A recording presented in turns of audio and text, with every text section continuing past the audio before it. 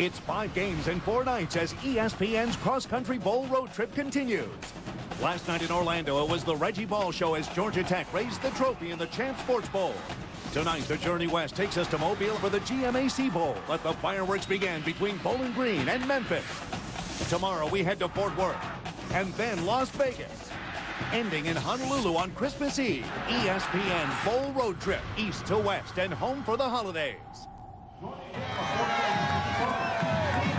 And welcome everyone to Mobile, Alabama, the original home of Mardi Gras in the United States, where the revelry, the rejoicing, the moving and shaking is reaching a fever pitch.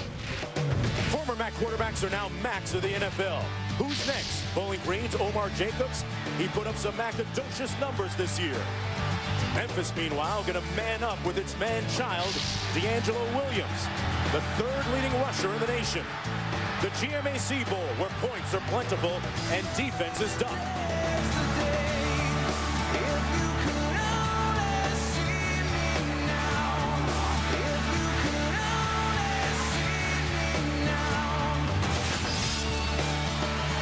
The hype hits the spotlight. It's Bowling Green, Memphis, next. Today is the day. You can see me now. If you can see me now. No, you didn't get that. You didn't get that.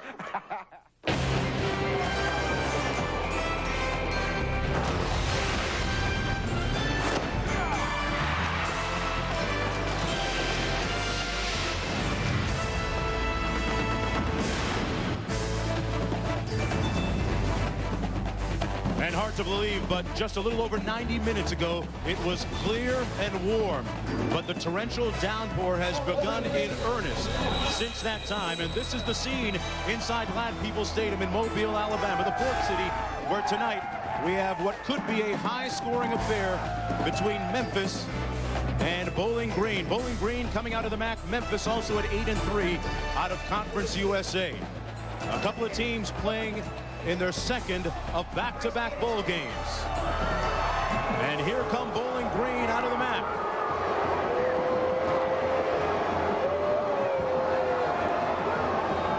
Hello, everybody. I'm Mark Jones, along with Bob Davey, Holly Rowe down to the field. From all of us at ESPN to all of you at home, season's greetings. Bob, this is Glad People's Stadium, where defenses come to die and offenses dance on their collective graves. We have two teams that can make that kind of matchup tonight. Well, I'm going to start this off with a prediction, okay? Go to it. I know I'm not supposed to do that. Go to it. There's 28 bowl games. If the weather holds up tonight, I'm going to make a strong statement. This is going to be the highest scoring bowl game of all. The reason, both offenses spread, no huddle, very creative. Bowling Green likes to throw the football. Both of them score a lot of points. Bowling Green averages 43 points a game. They like a lot of 5-receiver, empty formations led by Omar Jacobs, the quarterback.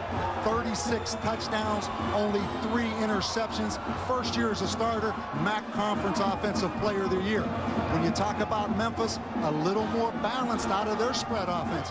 Maybe one of the best running backs in the country, Mark, D'Angelo Williams. This guy's a player, 220 pounds, a legitimate 4.3 40. He's averaged over 240 yards rushing the last 2 games. It's a big if, but if the weather holds up, we won't have a shootout here tonight. Well, it hasn't so far, but who knows which direction it's going to change. And D'Angelo Williams, maybe the best player that nobody has seen so far in the nation.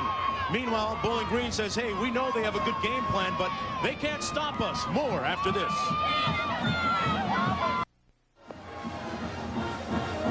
Welcome, everyone, back to a soaking wet Glad People's Stadium in Mobile, Alabama.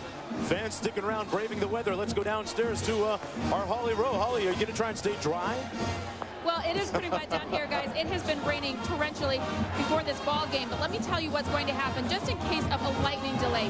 There is some lightning in the area, and the officials say they're going to go by what's called a flash bang theory. If they see a flash of lightning, they will count 30 seconds or less. If the bang happens, they will delay this game at least 30 minutes. So both teams right now really anxious to get going and start because they don't want to delay. They're going to try to wait out this weather, guys, and kick it off. All right, Holly, take care of yourself down there on the sidelines. That sounds kind of an old school policy. Flash and bang, huh? I remember a little kid growing up, we used to do that on the porch. You know, you could see the lightning and then count or hear the bang.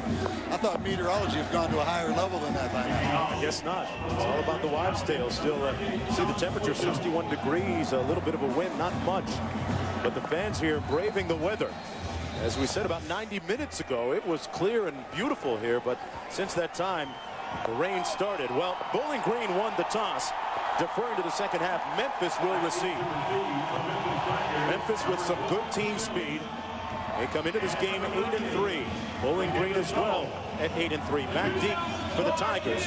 It's Chris Kelly. Mark, the good thing, it's raining hard, as you can see right there, but the wind, not a big factor yet. Kendis Cole joins Kelly back there. The kick goes through the back of the end zone. And Memphis will start off on its own 20-yard line. Danny Wimbrine is the starting quarterback, the 6'1 senior, holds virtually every passing record in Memphis's school history. He's been the starter of the team since the middle of the 2001 season. They'll start off, as I mentioned, on the 20-yard line. There's a look at Wimbrine, 6'1", 222 pounds. He is like the point guard in this offense. You are going to see a multitude of formations, a lot of window dressing. And how about this first formation we see, Mark? Looking at, what, 6 receivers on this one. And they run it. They spread the field out and give it to D'Angelo Williams. And Williams with a nice gain out beyond the 25-yard line. As tonight's starting lineups are brought to you by Zales.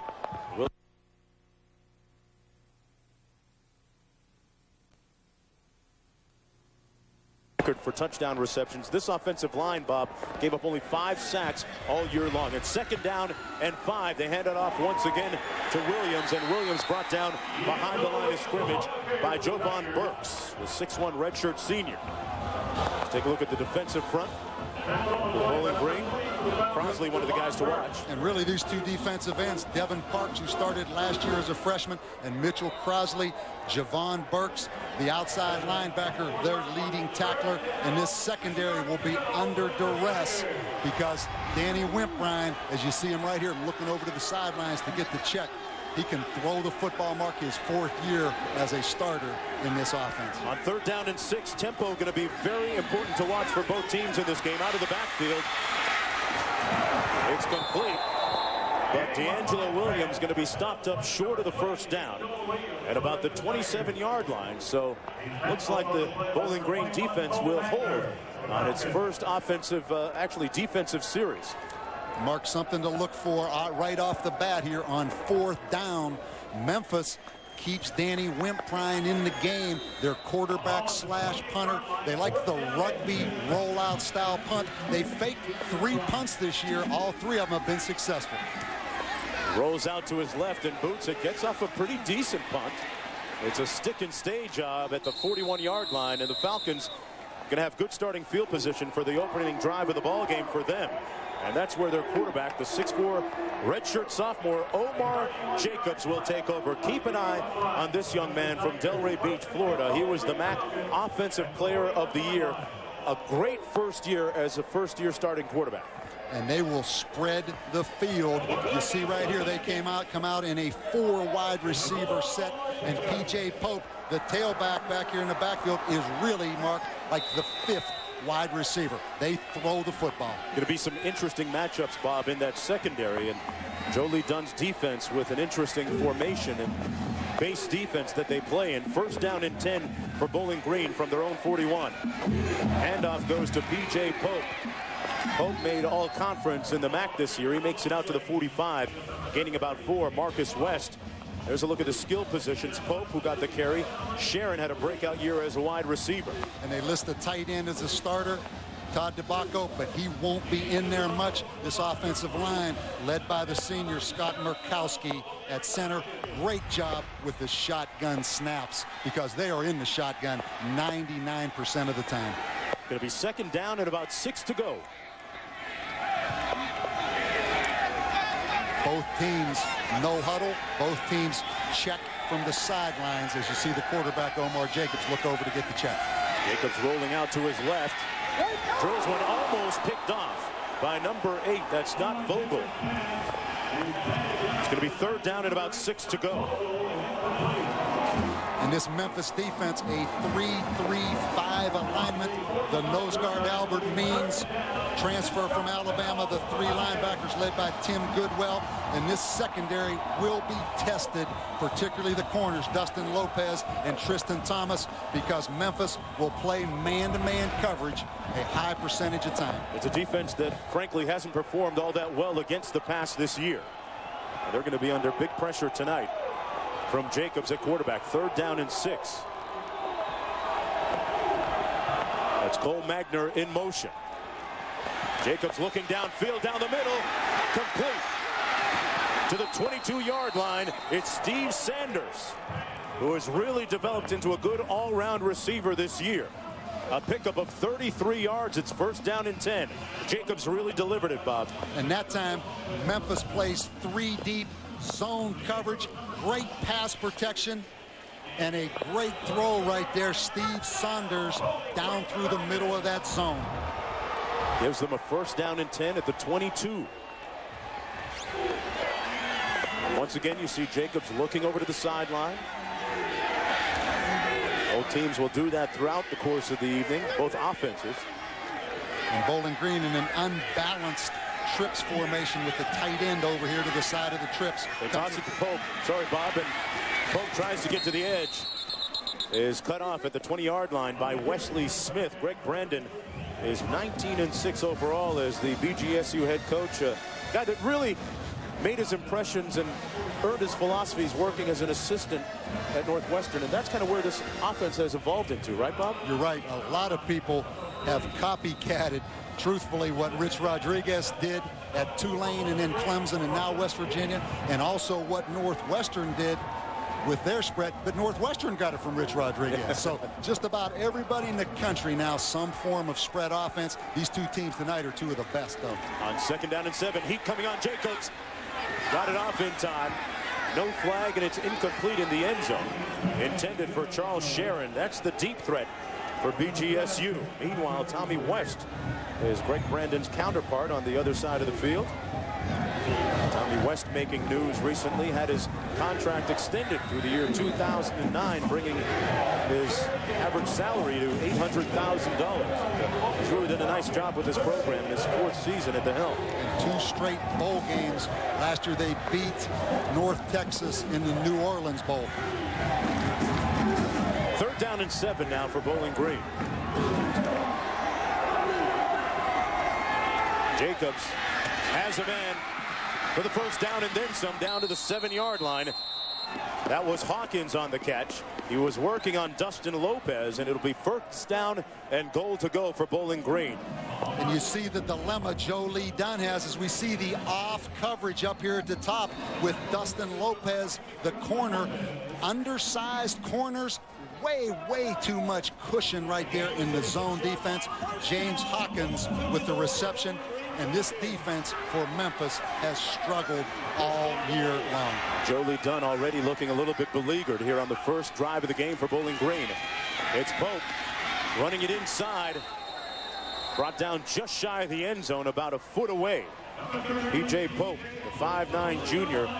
Last year kind of went under the radar a little bit, but this season guys looking out for him, but he still responded with a very productive year. And we talk about this Bowling Green offense being high-powered. They're also a quick start offense. They've scored in the last 6 games in the 1st drive of the game, and they've put up unbelievable numbers in the 1st half of football games. The handoff. Nothing happening up front. Good hit that time by Tim Goodwell on Pope. It'll be 3rd down and goal to go. We talk about 1st half statistics, Mark. I've never heard of some of these statistics. Bowling Green 551 yards and 49 points against Western Michigan in the 1st half. 442 yards and 42 points in the 1st half against Temple. Well, this is the 9th play of the drive for Bowling Green. Jacobs out of the shotgun. Actually, it's Pope on the direct snap, and he got in. Jacobs was lined up out as a receiver, and Pope took the direct snap and scored it. 7 straight games. Bowling Green scores with the opening drive, and P.J. Pope lines up as the tailback with Omar Jacobs at receiver, and they've done a lot of it this year, Mark. So Bowling Green, as you mentioned, Bob, they have a propensity to march it down the field and score early, and Pope with his 14th rushing touchdown on the season. 28th of his career. And the Falcons out to a 7-0 lead. And we talk about this formation with Pope at quarterback. This is no surprise to Memphis because Bowling Green has done a lot of this, the direct snap and good leg drive, good strength right there by P.J. Pope. P.J. Pope getting it done. We'll be back after this.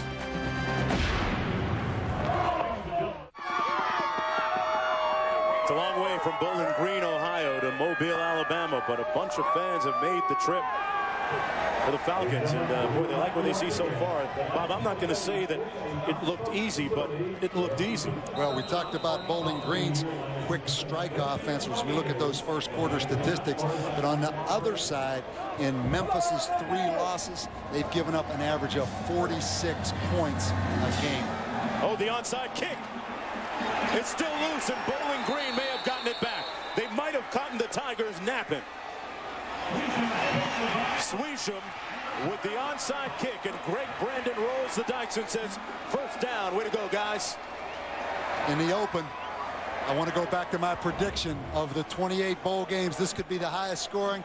Here's the little middle onside kick. Great job of execution by Bowling Green. And as long as that ball goes 10 yards, you are allowed to block the Memphis player and keep him from trying to recover the ball. As long as it goes 10 yards, it is a live football. Sean Swisham, the kicker, Bob, appeared to be the first guy to touch it, too. Pretty good hustle. Heads up play by the Falcons. They've got it back first down and 10 at their own 48. Jacobs under the center for the first time in the ball game. Little bubble screen. It's complete to McGrady. And McGrady makes it down into Memphis territory at the 46-yard line. Bowling Green does not run the football as much as they ran it last year, but really those screen passes are really part of the run game. Just a little simple throw behind the line of scrimmage, and you will see a lot of screens all night long from this Bowling Green offense. Jacobs once again under the center, eschewing the shotgun on 2nd down and 5. Hand it off to Pope. Nice gap up the middle. P.J. all the way down to the 18-yard line. Pope getting his giddy up on. Finally brought down by Quentin McCray. A pickup of 29 yards. And that offense is just making incisions in that defensive front. Memphis a 3-man front with 3 down guys, so there's some gaps up there. You see Omar Jacobs under the center, not in the shotgun. They just hand the ball right off here to P.J. Pope straight ahead. Some missed tackles. First down and 10. Jacobs was looking for the screen back the other way to the field and threw it away at the 21-yard line. Albert Means was the closest one to it. Let's talk about Jacobs a little bit. Some gaudy statistics this season. 36 touchdown passes against just 3 interceptions. He was voted the MAC Offensive Player of the Year in starting all 11 games. They knew that he was going to be something special, Bob, when in the first game of the season against the Oklahoma Sooners, he put up a respectable 24 points on the board in the loss. And keep in mind, last year he only threw 28 passes all year. This year he's thrown 418 passes. So first year as a starter. And he goes into the end zone. Touchdown! What a catch! Charles Sharon, tippy-toe touchdown.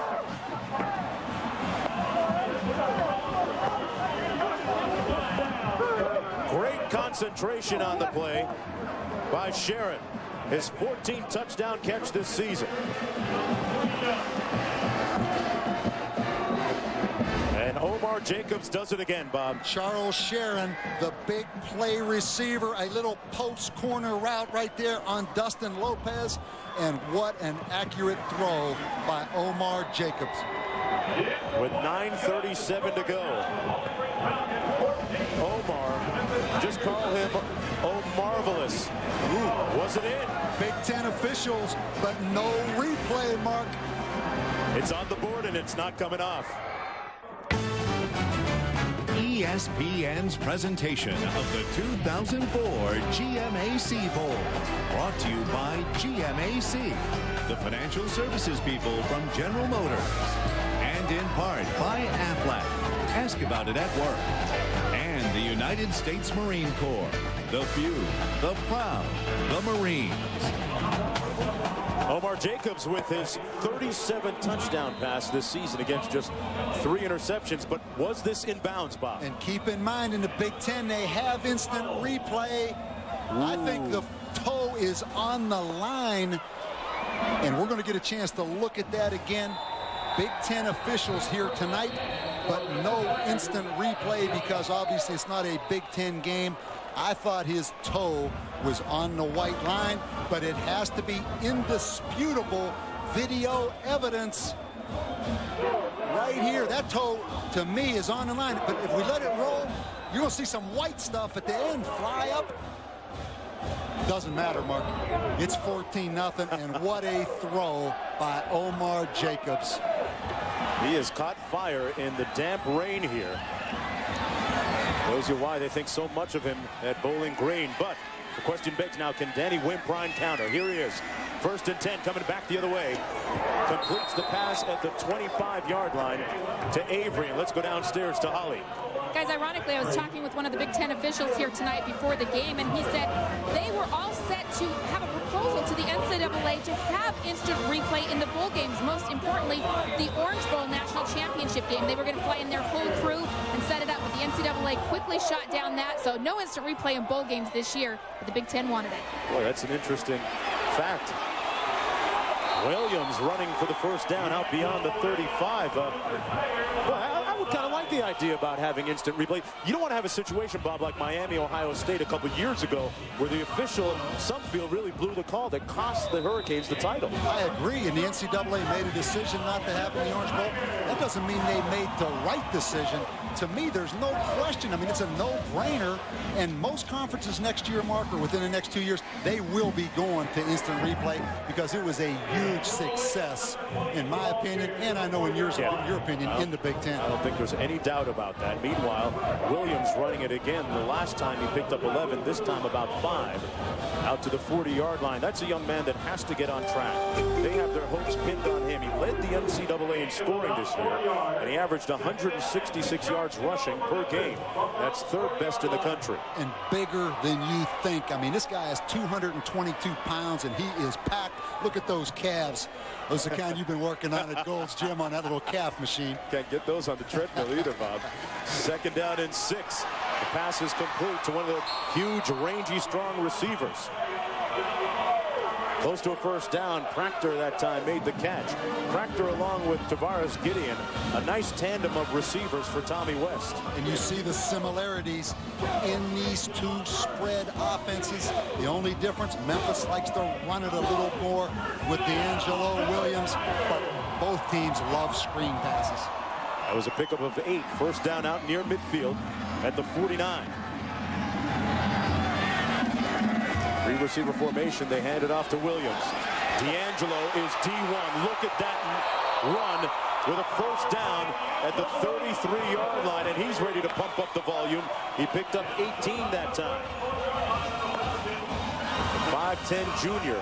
Could be playing his last game for Memphis. The first thing you're going to see, some window dressing on the play with the little motion. As we let it roll right here, you're going to see the motion across, and watch him just break down the outside linebacker, Pipque right there. That was a great run by D'Angelo Williams. Bob, we saw Bowling Green doing it earlier. Now we see Danny Wimprine looking over to the sidelines for the audible and the call. On 1st down and 10. And he drops it. Wimprine pounces on the loose ball back at the 43-yard line, and you would have to think that the wet ball had something to do with that one. And we talk about, as we look at Danny Wimprine right here, this guy's 225 pounds. He is the point guard of this Memphis offense, and I love this guy, Mark. 4 years out of New Orleans. J.T. Curtis won back-to-back state championships while he was at J.T. Curtis. 4-year starter at Memphis. Reminds you of Brett Favre now. Yeah. He really does. He really has that linebacker mentality that they talk about.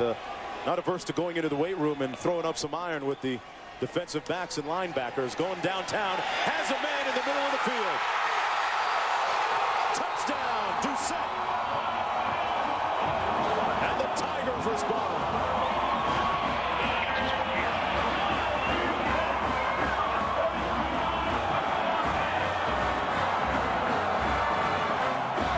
John Doucette found himself in behind the secondary, and it was an easy 6. And both defensive coordinators better pray for wind and rain, Mark, because that's the only chance of slowing down these two offenses. For Doucette, his second touchdown catch this season, the 3rd of his career, and for Wimprine, his 78th career touchdown pass.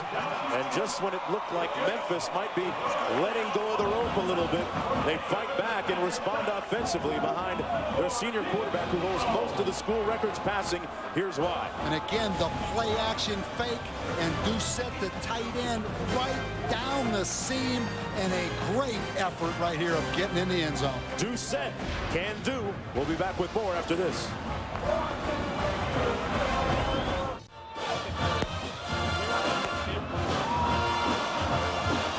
Lead the Tigers by 7. We are here with the president of GMAC, Eric Feldstein. And Eric, why is it important for your company to be involved in this great bowl game? GMAC is delighted to sponsor this bowl game because for us, this is really much more than just a football game. This is our community outreach program. We, through the bowl, reach out to many underprivileged kids. We set up camps for fatherless boys. We set up scholarship programs. This is GMAC's way of giving back to the community. All right, and GMAC has continued their commitment. We've signed up till 2008. We want to thank the folks in Mobile for hosting us. Thanks for letting us put our name on your bowl. Thank you. All right, thank you very much. Mark? All right, Holly, now I want to get back here because the gumbo is unparalleled. The gumbo. I saw you destroy a bowl. I thought you were going to come with GMAC with a great bowl, which it is. How this city has embraced it. Sure how has. Mike Gottfried has started this thing, and how it's just the parade that the GMAC people had yesterday. Yeah, but don't go You were the star of the parade. I know, but you came back with gumbo. I mean, you can have a little broader spectrum of what makes this bowl special, it's right? all part of the atmosphere. GMAC lays the table out there, and this is Lane coming back on the kickoff return. Lane all the way out to the 32. Let's take one more look at the touchdown catch. More impressively, the run. And anytime you can run the ball, it sets up play action. Watch Wimprine with the play action, but watch the safety. He's going to jump up and play run, and Doucette is going to run right by him down the field. Fake of the run, the safety jumps up, and Doucette with his 10th catch of the year. But when you can run the football, safeties have to respect the run with a guy like D'Angelo Williams back there. And Wimprine, he knows this is going to be a shootout, Mark. He loves it. How important was that touchdown to get something on the board for them, huh? First down and 10. Jacobs now. Completes it to Sharon. Boy, Sharon turned around and the ball was right there in his arms. A first down and 10 on Memphis' side of midfield at the 48. And you have to look at Omar Jacobs' release. He really throws it like he's throwing a dart. Watch how quick that ball comes out. Doesn't take the football back at all. Not your prototypical drop-back style release, but he's extremely accurate. When you first watch him throw it, you're not sure he's a great passer, but the more you watch it, you see he's really accurate. They picked up 20 yards on that one. They fake the reverse and give it to Pope up the middle. He got about 3 or 4 down to the 42-yard line. Talking about Jacobs coming into this ball game, and speaking of Memphis's defense, he says, I'm sure they've got a good game plan, but frankly, I don't think they can stop us. They're licking their chops. because Memphis has struggled on defense, and Memphis is a 3-3-5 set that plays a lot of man-to-man coverage. They put those corners out there on their own. And Jacobs, you look at these stats, 335 yards a game passing, second in the NCAA. He wants a piece of this Memphis pass defense. Memphis 111th out of 117. And Jolie Dunn has used that kind of unorthodox 3-3-5 alignment since his days at Mississippi State, coaching with Jackie Sherrill. And you have to appreciate the fact that he's stubborn and he wants to continue to play his scheme, but you have to question his stubbornness because he really doesn't have man-to-man coverage corners. They don't have great blitzers, but he continues to blitz and play man-to-man. So at some point, are you giving your players the best chance to be successful by continuing to be a high-risk defense? And Sharon has already had a pretty good day against Dustin Lopez, number 26 right there. Thanks, Bruce.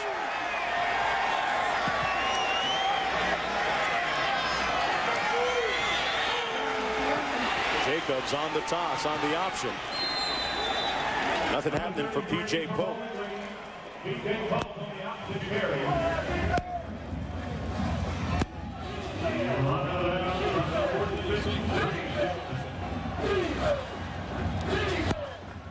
First down and 10.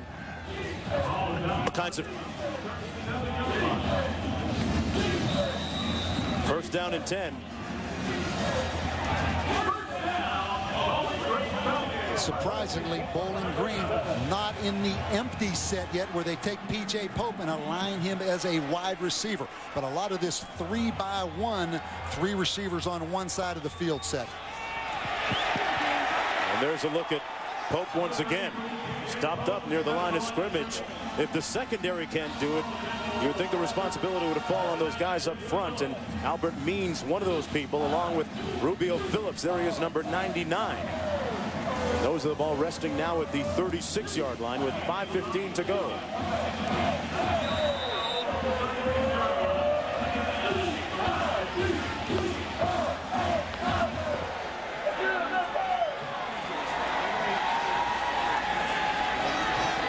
Jacobs now working out of the shotgun.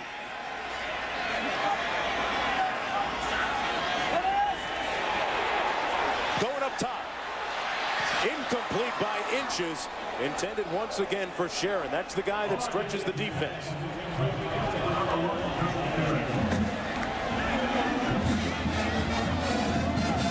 Again, we see man-to-man coverage, and again the opportunity for a big play as Charles Sharon runs by Tristan Thomas, number 9. And now we're looking at a third down and 9. Jacobs passing is 5 for 9. Total of 89 yards.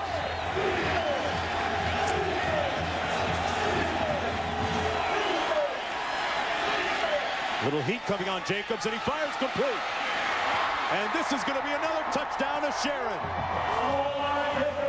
He toasted Thomas that time. A 36-yard touchdown catch and run by Charles Sharon. And Jolie Dunn told us that Tristan Thomas had struggled all week in practice. It really has baffled him. The kid's lost a lot of confidence. He said if he gets beat early, he's going to be out of the football game. But again, Mark, if you don't have great coverage corners, why do you put them one-on-one against talented wide receivers? It's not going to work. The extra point is good. And Bowling Green now leading by a score of 21-7. And to think that Charles Sharon came into the program at Bowling Green, a 155-pound receiver, they've made him a lot stronger and faster. The Falcons soaring high right now from Ladd Peoples Stadium. More after this.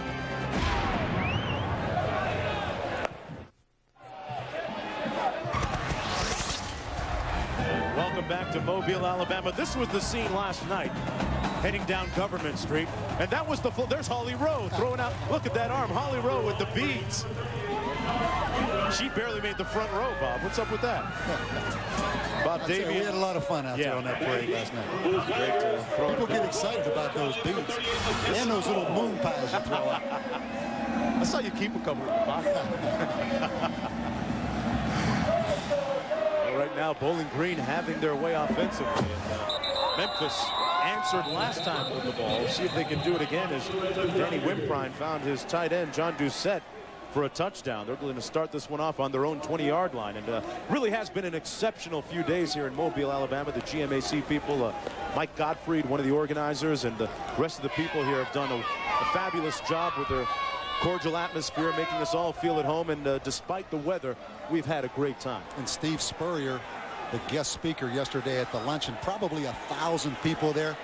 I hope he's watching because he's enjoying this football game right now. College football's changed a little bit, even though he's only been gone 3 years. I mean, it's all spread offense, and everybody's throwing the ball. First down and 10. This is D'Angelo Williams running it. Got about 4. Near the 24-yard line, Mike Thaler made the stop on the play. D'Angelo Williams, for all of his talent, extremely humble. In fact, as a freshman, that's right, as a freshman, he's a junior now, as a freshman, for every post-game news conference, he would bring his offensive linemen into the conference with him to make sure that they shared in the credit. And an interesting story from Wynne, Arkansas, the #1 back in the state of Arkansas. Huge recruiting battle between the Razorbacks and Memphis. Goes to Memphis. Arkansas fans are still upset about that. A little bit ugly. Wimprine eluding harm's way. And throws it out of bounds at the 40-yard line. It'll be 3rd down and about 5 to go for the Tigers. D'Angelo Williams has rewritten the record book. And this is something they talked to D'Angelo Williams about when they recruited him. Come to Memphis, set all the records, and that's something they're going to talk to D'Angelo Williams about, Mark, to try to keep D'Angelo Williams, to get him to come back for his senior year. Make no mistake, he is Memphis's #1 recruit right now for next year. That last pass was the first incompletion by Wimprine tonight. 3rd down and 5. Little receiver screen complete. And a first down to Scott. Ryan Scott out near the 40-yard line. These offenses really look similar, don't they, Bob? Look at some of the things they do, those receiver screens. And you love the wide receiver screens because, as you know, as long as the ball is thrown behind the line of scrimmage, receivers are allowed to block downfield. Watch Maurice Avery right here, who was a quarterback out of high school. Excellent lead block. And Ryan Scott converts the 3rd down. There's D'Angelo Williams. Got about 2.5 on first down. And for more on the recruiting of D'Angelo, let's go downstairs to Holly. Well, guys, as you know, it is the heart of recruiting season right now for college football. But unbelievably, Memphis' top coach, Tommy West, said our biggest recruit is a guy we already have on our team. They are trying to keep D'Angelo Williams. They want him to stay his senior season. They said there's still a lot he has left to accomplish. They're now showing him the NCAA record books and saying he could set his eyes on those. He also hasn't been a team captain. They want him to consider that. So, guys, they're putting a full court press on this young man to hopefully keep him in Memphis Blue next year. And that's going to be one of their toughest, maybe their toughest recruiting job. The pass complete, but down immediately the 42. That was Pratcher, but they can show him the record book, but if he sees the dollars as per the projections. And you look at this right here in talking to Mel Kiper. Obviously, D'Angelo Williams, a junior, but he is in the same category as Cedric Benson, Ronnie Brown, Carnell Williams, J.J. Arrington. What you love about him, he can block, he can catch. They use him a lot in the empty formation. You see him right here, actually aligned as a wide receiver. So he's 220 pounds. He's the fastest guy on the team, and he can do a lot of things. 3rd down and 12. We need him to get a first down here. Wimprine, that's going to be incomplete at midfield. 4th down coming up. The wires seem to be crossed as Michael Crossley was applying the pressure on the play from his defensive end spot. And it'll be 4th down and 12. Wimprine, the punter, stays in for Memphis. And every time Bowling Green gets a stop, Obviously, it's a chance for Bowling Green's offense to get another score. And watch this creative punt formation. Wimprine will roll to his left. He's a left-footed punter, but also the ability to fake it. Little rugby-style boot again. Gets a fortuitous roll all the way down to the 33-yard line. And don't forget, folks, that tomorrow night, 2 more bowl games for you on ESPN. Plains Capital Fort Worth Bowl featuring Marshall, also out of the MAC, against Cincinnati from Conference USA. That's at 6:30 p.m. Eastern Time. Then the Pioneer Pure Vision Las Vegas Bowl featuring Wyoming against UCLA at 9:45 Eastern on ESPN and ESPN HD. Well, so the cheerleaders a little bit rain-soaked down there, and the rain wreaking havoc with our communications up here. You may hear some strange murmurings and mutterings over our microphones, Bob, but I know we usually mutter sometimes. Well, I do, but some of that tonight I can disclaim, saying that it's caused by the weather and some of the havoc that it's wreaking on our systems here. First down and 10.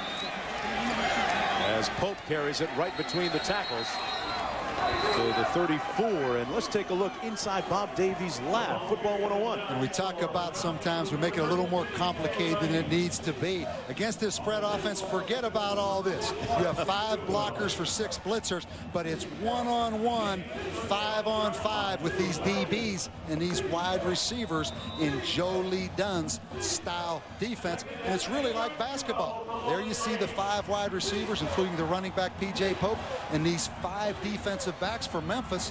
They have to line up and play man-to-man, so it really is basketball on grass, Mark.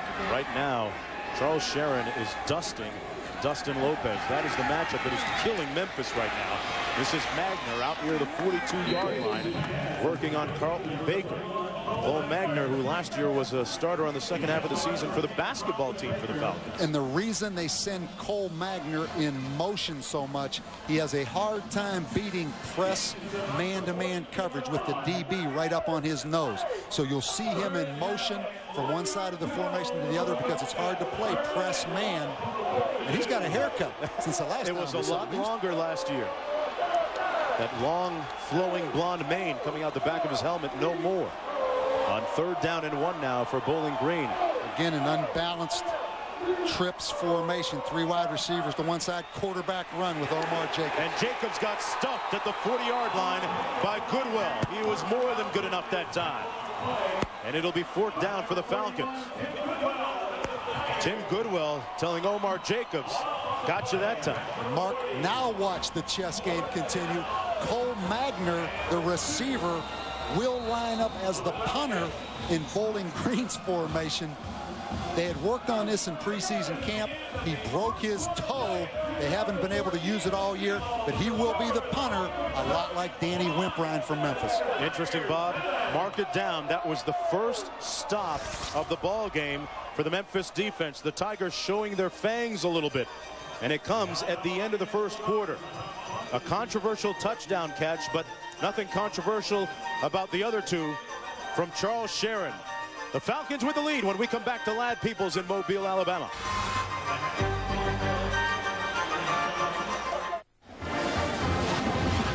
And welcome back, everyone, to the 6th edition of the GMAC Bowl in Mobile, Alabama, as we get ready for the start of the 2nd quarter.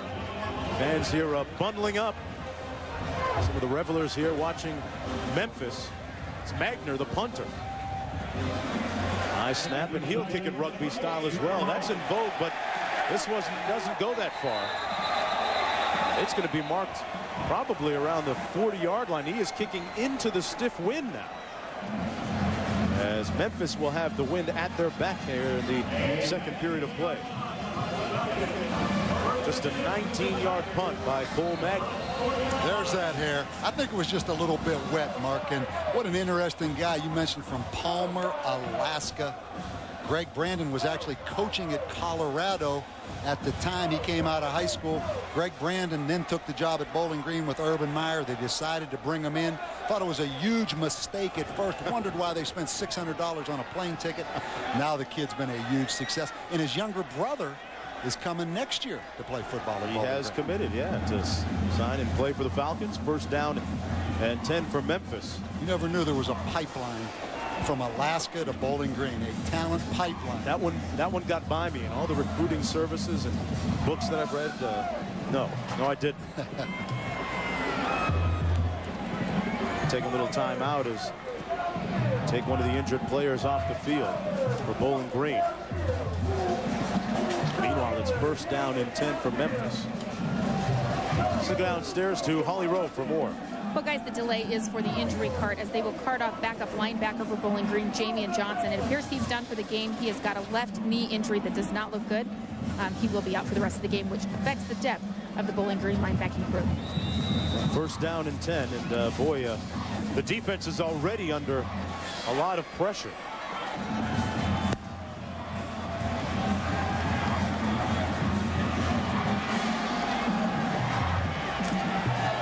Avery went in motion. Wimprine downtown, complete. Touchdown, Chris Kelly in one long strike, 60 yards. The Tigers back again. And you mentioned Memphis had the advantage with the quarter change, with the win now at their back. And Danny Wimprine again off the play action to Chris Kelly down the field, 60-yard touchdown. Already 34 points on the board with the second quarter one play old. And if you're a Memphis backer, you're thinking that this game looking very much like the Memphis-Louisville game, in which the Tigers unfortunately lost for their sake, but it was a 50-something to 40-something ball game, and that's the direction we're heading in tonight. Wimprine with his second touchdown pass of the evening. And again, we get play action. You're going to see Chris Kelly against quarters coverage, just beats the safety Keon Newsom down the field for a 60-yard touchdown. Throw that man some beads. He deserves them. More of that to come, we're sure. Welcome back, everyone, to Ladd Peoples Stadium, the GMAC Bowl between Bowling Green and Memphis. And Kelly with another touchdown catch, his second tonight. Pardon me, the second of the season. You see Danny Wimprine, a great play action passer, throws well on the run. Again, that touchdown set up by the ability of D'Angelo Williams back in that backfield. Keon Newsom, the safety, bit a little bit, and Chris Kelly got in behind him for the big touchdown. Bob Davey, you said at the top of the show that this is going to be the highest scoring bowl game of the season. Was that right? That's exactly what I said. Or was it ever? I can't remember. No, I didn't say sure? ever. I said of the but 28. Check the tape. I got the tape. Okay. 28 bowl games will be the highest scoring bowl game of the year if the weather cooperates. Right now it's cooperated, much to the chagrin of the two defensive coordinators in this game. And the Tigers kick it out of the back of the end zone. Remember, this is a bowl game that has seen the final score at one point 64 to 61. That's right, over 120 points just a few years ago. And now it's Omar Jacobs' turn to see if his offense can answer that last touchdown from Memphis. First down and 10 from their own 20-yard. Talk about this bowl game. MAC has made such an impression on people across the country. 4 MAC teams in bowl games, 5 Conference USA teams in bowl games. So 9 teams, Mark, from those 2 leagues.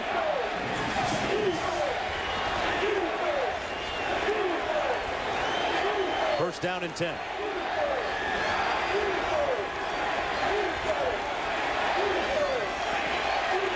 Jacobs gets rid of it quickly, and it's complete at the 24-yard line. One of his inside receivers. Pass complete to Sanders. 6'3", 201-pound redshirt junior was working on Collins that time. We talk about Omar Jacobs coming out of high school, coming out of Florida. He was actually only offered by Buffalo, Florida Atlantic, and Florida A&M. Bowling Green, Urban Meyer comes in late, visits on a Monday, Tuesday, ends up at Bowling Green. At first, he was disappointed that he wasn't more highly recruited. He's showing the people that he deserves the accolades now. Completes that pass to Magner, who was working on Vogel that time.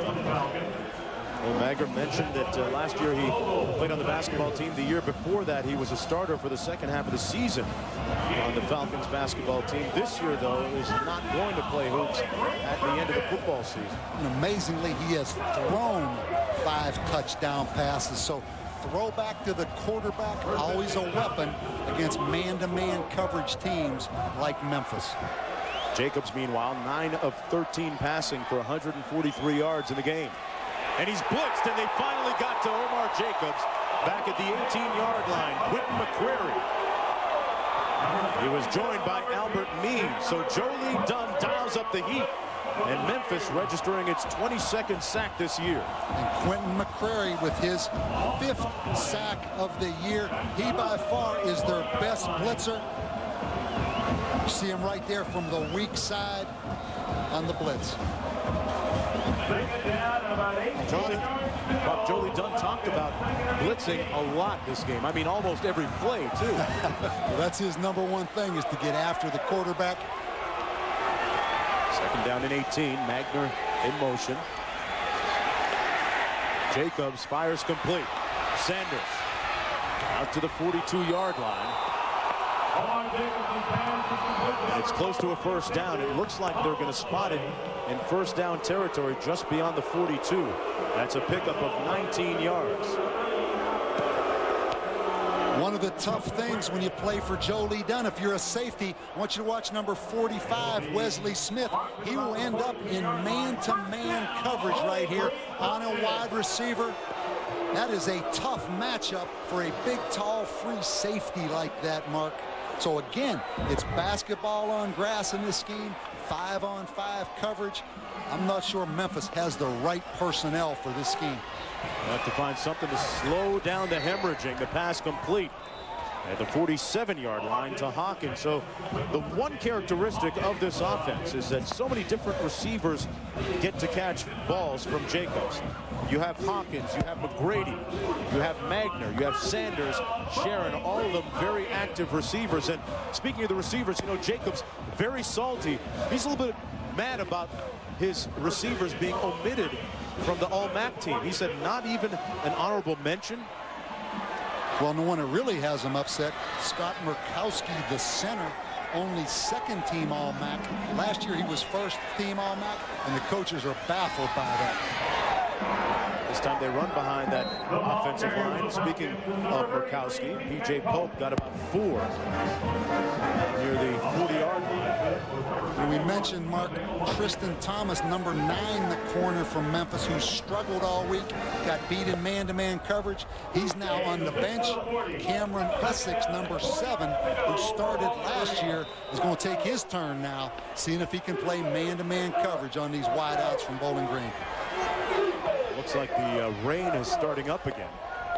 But Jacobs has hit 8 of his last 9 passes. Magner in motion for the Falcons. Jacobs steps up. Nice move to the 40-yard line.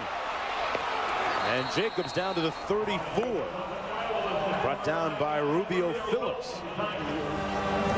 Omar Jacobs, not as big of a threat as a runner as last year's quarterback Josh Harris. They don't do as much of the quarterback runs, but he's athletic enough. Probably a 4.7 40. Needs to get that football tucked up in there a little tighter to his body, but they don't use him quite as much as a runner as they did Josh Harris last year.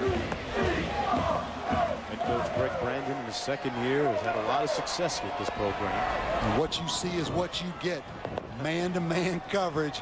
Hold on if you're Memphis defensive backs.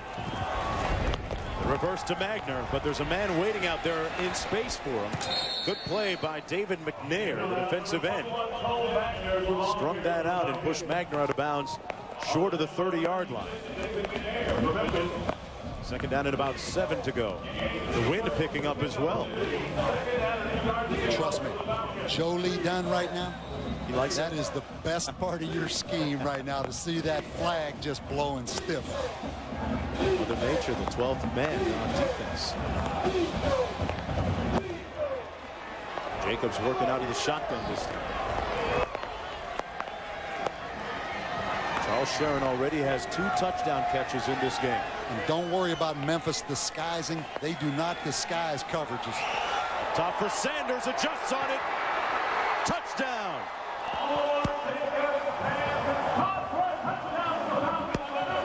Sanders torching Collins this time. And the beat goes on for Omar Jacobs. Jacking up that secondary in a huge way. That time a pass of 32 yards for the score. And this is a dejected Memphis defense, and it should be. At some point, you better play some 2-deep coverage, help those corners, help those safeties. To play man-to-man coverage with no disguise, it's stealing right now for Bowling Green. Sweesham's extra point is good, and it's 28-14. Just under 10 minutes to go in the first half. Sanders right now against that secondary, a bit of a mismatch, catching his 7th touchdown of the season. That time in behind O.C. Collins. We'll be back with more after this.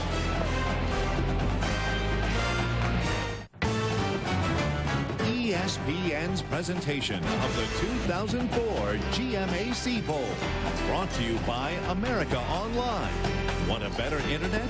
You belong at America Online. Sonicare Elite. Stop rushing. Start Sonicare. And Zales, the diamond store. And welcome back, everyone, to the Omar Jacobs, Danny Wimprine fireworks show here at Lad People Stadium. Add that up, Bob. What is that? 42 points on the board with 9:54 to go in the first half. Bowling Green had 21 at the end of the first quarter. That tied the record with 2 other teams for the most points in the first quarter in Bowl history. Jacobs has 3 touchdowns in his last 10 passes. It's a pretty good rate. That's 39 touchdown passes with only 3 interceptions. That's as good as you can be. Is that the system or the quarterback? Or a little of both? No, I think obviously it is a little bit of both. They do a great job. Memphis going to get an opportunity to return this. This is Cole. And Cole takes it out to the 28-yard line. Look at the all-time TD interception ratio leaders. That's pretty good, isn't it? David Carr recently, Sean King with Tulane. They had a great year, 11-0 that season. But 13-1 really trumps everybody. And keep in mind, first year as a starter in this system. He was redshirted as a freshman, so he sat for 2 years watching Josh Harris. Really his 3rd year in the system. You can see he has great confidence of where to put that football. Angelo Williams right between the tackles, brought down beyond the 35 at the 36. Angelo Williams talked about his selfless play. He made up T-shirts last year for his offensive line. You know what it said on the back? It said, the Memphis Breakfast Club, making pancakes, as in pancake blocks, all day long. You gotta like that. He's a marketing major, too, Yeah, I guess. I knew you'd like that. He's one of those guys, everybody counts how many people in the box. Do we run? Do we pass? Do they have us outnumbered? It doesn't matter. Even if they have you outnumbered in the box, hand it to him. Very studious and meticulous player. 2nd and 2, gets the carry again. Out to the 37-yard line. Let's take a look at our game track. Brought to you by Aspen Edge. It was raining touchdowns earlier. Chris Kelly had one of them, and Jacobs responding to Charles Sharon. He's got a pair. As Bowling Green leads 28-14, and Omar Jacobs continues to torch that secondary. That time, O.C. Collins got beaten on the play. The O.C. stood for outclassed. I'm on it tonight. It's Mobile. It's the revelry, man. It was the parade. You had me at the parade. First down and 10. Hey, the fans have really been enjoying themselves in spite of the weather.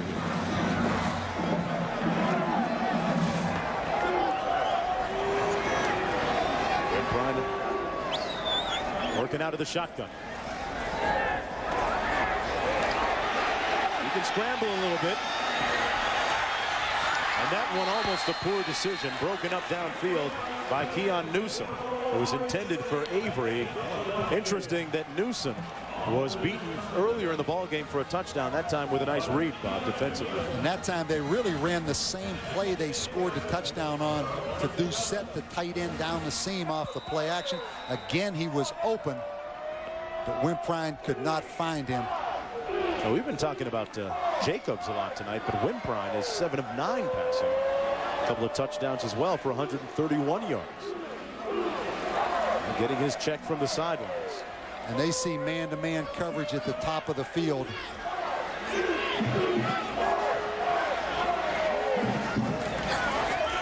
A little screen pass. Doss made it out near the 40-yard line, about 5 yards short of the first down. Joseph Doss, a guy that they're really excited about, the freshman at 5'9". And he will be the next D'Angelo Williams in this offense. 49 carries, 167 yards, 10 catches on the season for the freshman Joseph Doss. 3rd down and 7 to go for Memphis. Empty formation with D'Angelo Williams as a wide receiver right here. It was a year ago that Wimprine was the MVP of their New Orleans bowl game, looking to recapture that form, finding his target at the 49-yard line complete. And it is near the first down. Tavarius Davis making the catch on the play, and it's 1st down and 10. They're going to give it to him. And Danny Wimprine, he can sling the football. And you see Tavarius Davis right here tore his ACL as a freshman. That's a great catch, particularly under these conditions with this wind and rain. And Mark, this will be a shootout. Give it to D'Angelo Williams. Has a blocker in front of him. And breaking tackles, D'Angelo finally brought down by Sales. Sales led the team in tackles for loss, but Williams again with a nice chunk of yardage. And I had a chance to talk to their weight coach today. He is the fastest player on this Memphis football team at 222 pounds. And again, that leg strength, that lower body power. And with that last run, Bob, he's just got over 4,000 yards rushing for his career at Memphis. Wimprine keeps it. Makes it down to the 38-yard line. There's a look at his career numbers up to the minute. 4,003. The question that begs, will he be around to run the ball for the Tigers next year? He and his head coach, Tommy West, have been talking about it throughout the course of the last couple of weeks, getting all the pertinent information. You know, this is his first bowl game. Last year did not play in the New Orleans Bowl because of an injury. Maybe his first and last bowl game here tonight in the GMAC. Mel Kiper Jr. has him projected as one of the top 4 running backs in the country. This screen pass complete to Avery. Still on his feet. Avery set to go. And blown it up. Touchdown, Memphis.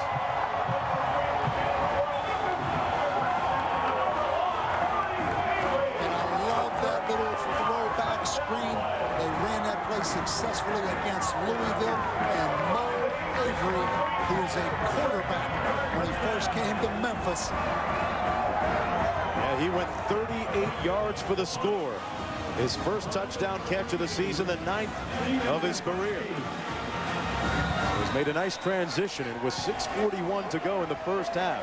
And Mike Gottfried is sitting out in Las Vegas doing the Las Vegas Bowl tomorrow night. He's smiling because this is the way the GMAC Bowl is supposed to be. But this little play, a misdirection throwback screen, is a great little play. They bring Maurice Avery in motion, they throw him the screen, and you see his athleticism. This guy played basketball last year for John Calipari.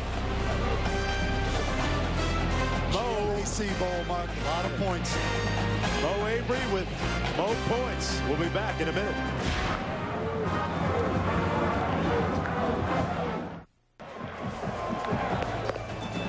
You know, so much history here in Mobile, Alabama. This is the USS Battleship Alabama. The ship commissioned in 1942, 680 feet long from bow to stern.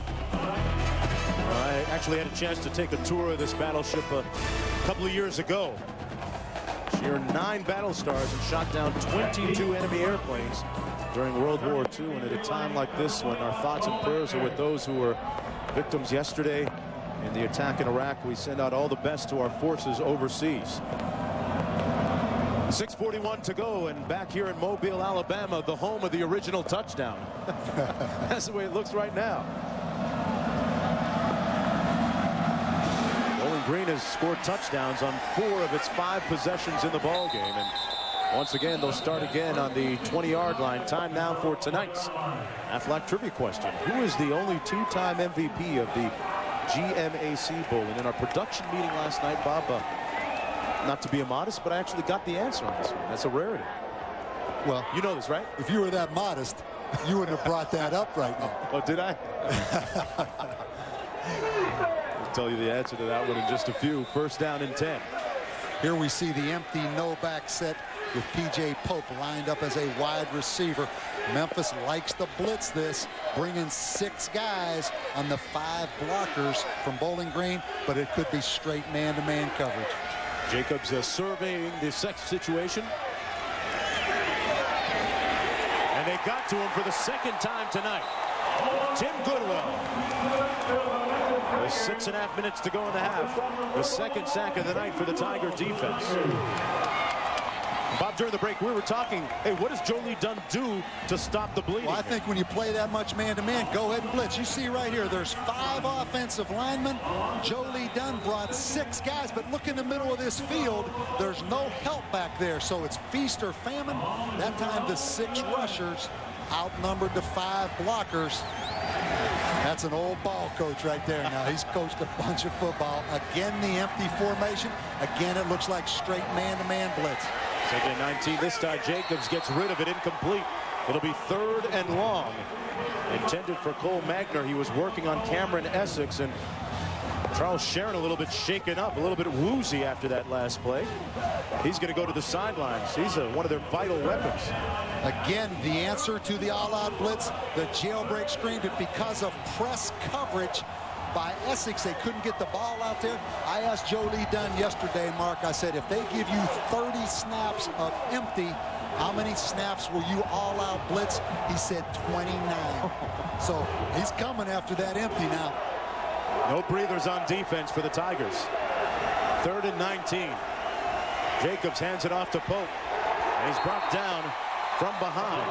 And Bob, for the first time tonight, you get the feeling that Bowling Green has been a little bit puzzled here defensively by Memphis. That's the first 3 and out of the evening for Jolie Dunn's defense. And I think the wind is a factor. Both teams, Memphis now with the wind at their back, I think it's a definite factor. And Cole Magner's experiment as the punter is over now. Back to more conventional means. Nate Fry going to punt, averaging a little over 38 per punt on the season. Standing on his own goal line, a yard deep. Back deep, it's White. He watches it bounce.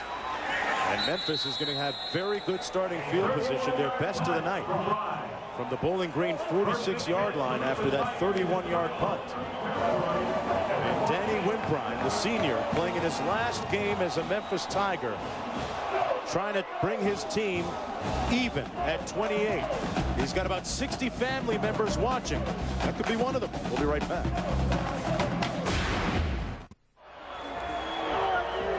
Wide receiver Charles Sharon on the sidelines for Bowling Green. He came out on that last play. Greg Brandon, you hope that he gets back into the ball game, but this is the best starting field position of the night for the Tigers. They run the reverse, but nothing happening that time.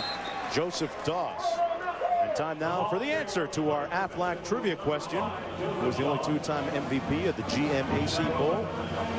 You know it's not a defensive play. Heck no. Rule any defensive player out of this. Lord Byron, Leftwich, Marshall, 2001 and 2002, and one of those was that 64-61 victory against East Carolina. Game, boy, they trailed by over 30 points at halftime in that game. And that's the custom here. The amazing thing about this Memphis offense, only 5 sacks all year given up. Wimprine firing incomplete, intended for Tavares Gideon. It's going to be 3rd down and 10. Let's go downstairs to Holly. Well, guys, Charles Sharon was poked in the eye on that last play. He's come to the sideline. He was seen by the trainers, but the real telling thing is that he just told one of his teammates, man, I can't see. He's very frustrated right now. They're going to let him sit out, see if his vision will clear. But right now, Charles Sharon's saying he just can't see anything out of that one eye. Guys. Well, that really kind of changes the equation for Bowling Green and Omar Jacobs if he can't go. Although they do have several different receivers that have caught a lot of balls this year. It's going to be 3rd down and 10 to go for the Tigers after that holding call. Mark, getting back to this Memphis offense, 5 sacks in 382 pass attempts. Wow. That's an amazing pass protection, and a lot of it has to do with Danny Wimprine and his ability to throw on the run to get away from the interior pass rush. And they do have 4 seniors on that offensive line. Wimprine firing downfield, complete, and it's going to be a 1st down. His key guy so far, Chris Kelly, keeps the drive alive at the 31. They picked up 14 in that chunk of real estate. And Danny Wimprine, some NFL people may think he's too short. He's about 6 foot, 225 pounds. Great catch right there by Kelly. But I'll tell you what, Mark, this guy may be a late round draft choice. He may be a free agent, but I think he will make an NFL team because of all the things he brings with leadership, studies the game, hard worker, won everywhere he's been. I really like this guy. He can flat throw the football. He really came of age this year. Won the draw play. D'Angelo Williams get to the edge. That's where he is lethal. D'Angelo, D1, touchdown.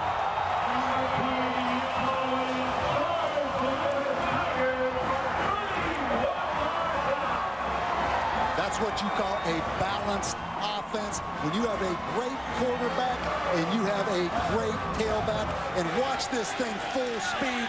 This kid can fly right here.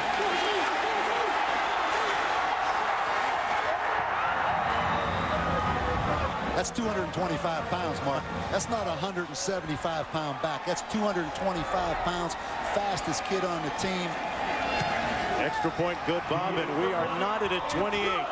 I hate to tell Tommy West this, and I'm sure that he's heard this before, but I think there's a really, really good chance he may not come back. Look at those skills. And he gets a great block downfield by Tavares Gideon, the wide receiver, and the shootout continues.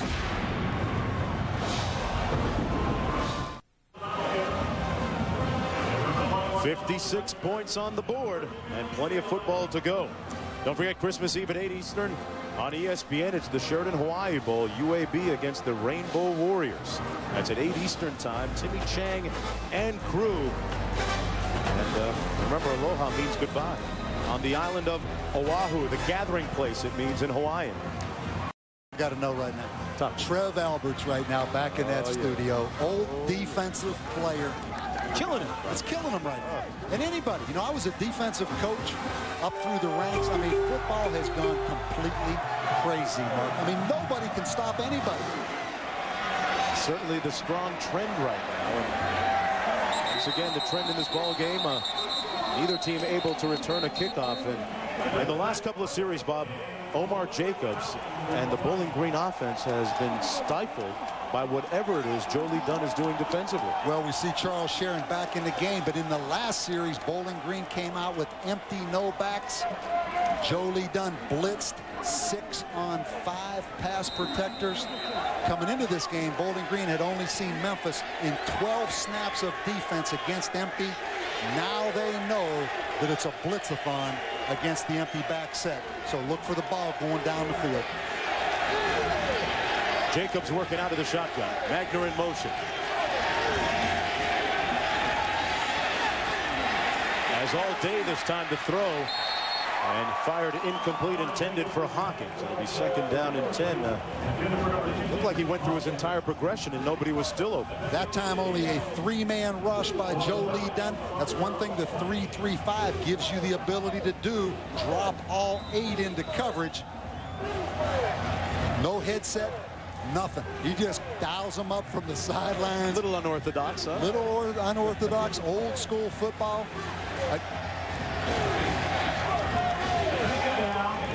down and 10.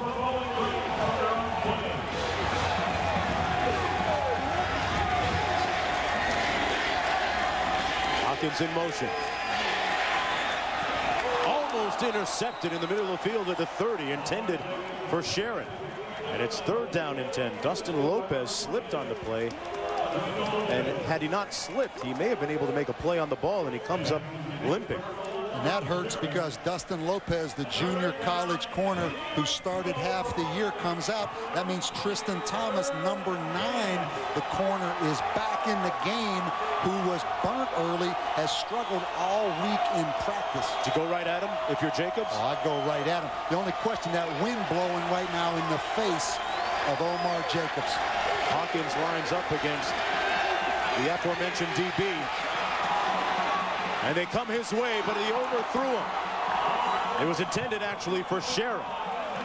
And you really do question why Bowling Green didn't throw the football on the other side of the field and go after Tristan Thomas, but it was straight man-to-man with Cameron Essex, no help, and really a good job of coverage right there by Essex. And again, Memphis, a chance here late in the first half with the wind at their back to go ahead in this football game.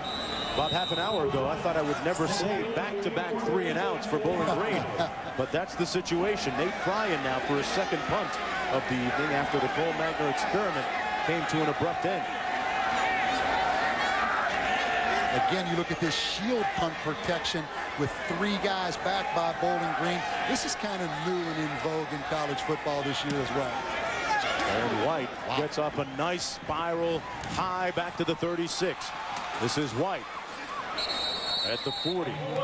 Darren White with a 3-yard return after that 44-yard punt. And let's go back to the studio. And Chris Fowler. Chris, what's up at halftime? Oh, well, you guys, the defenses get a breather, Mark. We'll kick around the blue ribbon idea of how the BCS might pick the teams in the post-AP poll era. We'll talk about the Cincy-Marshall game, can Gaduli go, and preview the Wyoming-UCLA game. Yeah, and Bob Davey asked if it bothered me that there was no defense. Absolutely, it's terrible, but I'll show you another game where if you're a defensive guy, there's no defense, Motor City Bowl. I wonder what Bob Davey thinks about going to a blue ribbon panel to pick these BCS. Is he on it? You could be part of it. Yeah, it's back to you. I know 2 guys that are on that blue ribbon panel. They're both sitting in that studio right now, the gurus of college football. So, Mark, with the AP now out of the BCS selection process, I know exactly where you go. It starts with Mark May and Trev Alberts. Because those guys can handle the heat now. They don't mind having that heat on. They can take it. And you know what? The way it's going right now, Nebraska, they're not going to be part of that BCS anyhow, so it's not going to be that controversial for Trev. There's no conflict right now. Pitt may be kind of a building program. I can see that. I can see that. Williams on that last run lost a few. It's going to be 2nd and 15. Crossley made the stop on the play. Memphis with an opportunity here to take its first lead of the game. Pressure coming, Woodbrine, and it's going to be ruled incomplete. They tried to set up the screen coming back the other way, but once again, Mitchell Crossley, who is all MAC this year, with a nice bit of pressure on the quarterback. 6'3", 250-pound redshirt junior. And we talked about only 5 sacks all year given up by Memphis defense, but by the Memphis offense. And he's thinking right now, I don't want to give this football back to Omar Jacobs. I don't want to turn this football over. Maybe I'm going to run a draw right here to DeLangelo Williams. Williams, along with Wimprine, looking over the sidelines for the call. And Bowling Green in quarters coverage, 4 across. Look for a deep out route on the sideline. They dial up a little bit of heat downfield intended for Kelly. And it's 3-and-out for the Tigers offensively. So failing to seize an opportunity to go ahead on the scoreboard. It'll be 4th and 15 coming up. Wimprine stays in for the punt. Bob, you talked about that unorthodox formation and punt protection, but what about the rugby kicks? We've seen a little bit more of that in college football this year, too. And the great thing about that, Mark, it helps the punt protection because there's always the threat of fake. Obviously, you only punt to the side you're sprinting, so you're sprinting away from the protection. As we see Brandon Roberson in now, they're more conventional punter. So both teams now going more conventional in the punting game. Sharon on the punt. at the 27 and met immediately. Good special teams by Jermaine Chambers.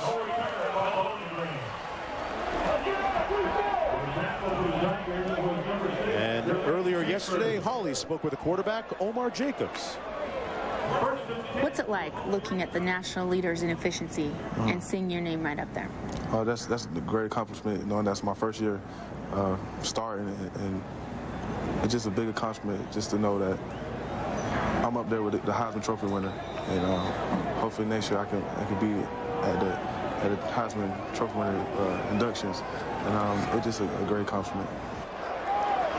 Certainly he's on the radar screen right now in terms of the Heisman consciousness, and usually it takes a year or two to get that far. There's his radar screen right up there, that straight man-to-man coverage on one of those corners. Pope running at that time, got about 6. T.J. Pope, a guy who came to Bowling Green a couple of years ago, now a junior, 5'9", 216 pounds.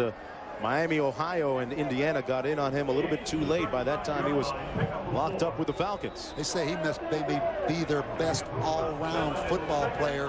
Run, catch, block. Great job with pass protection. He's even said, I know that this is an offense where they sling it around throwing the ball, but running backs do get their share of carries and, more importantly, overall touches in this scheme. 2nd down and 2. Jacobs downfield. A flag going to be called. It was intended for number 12, Steve Sanders, working on Vogel.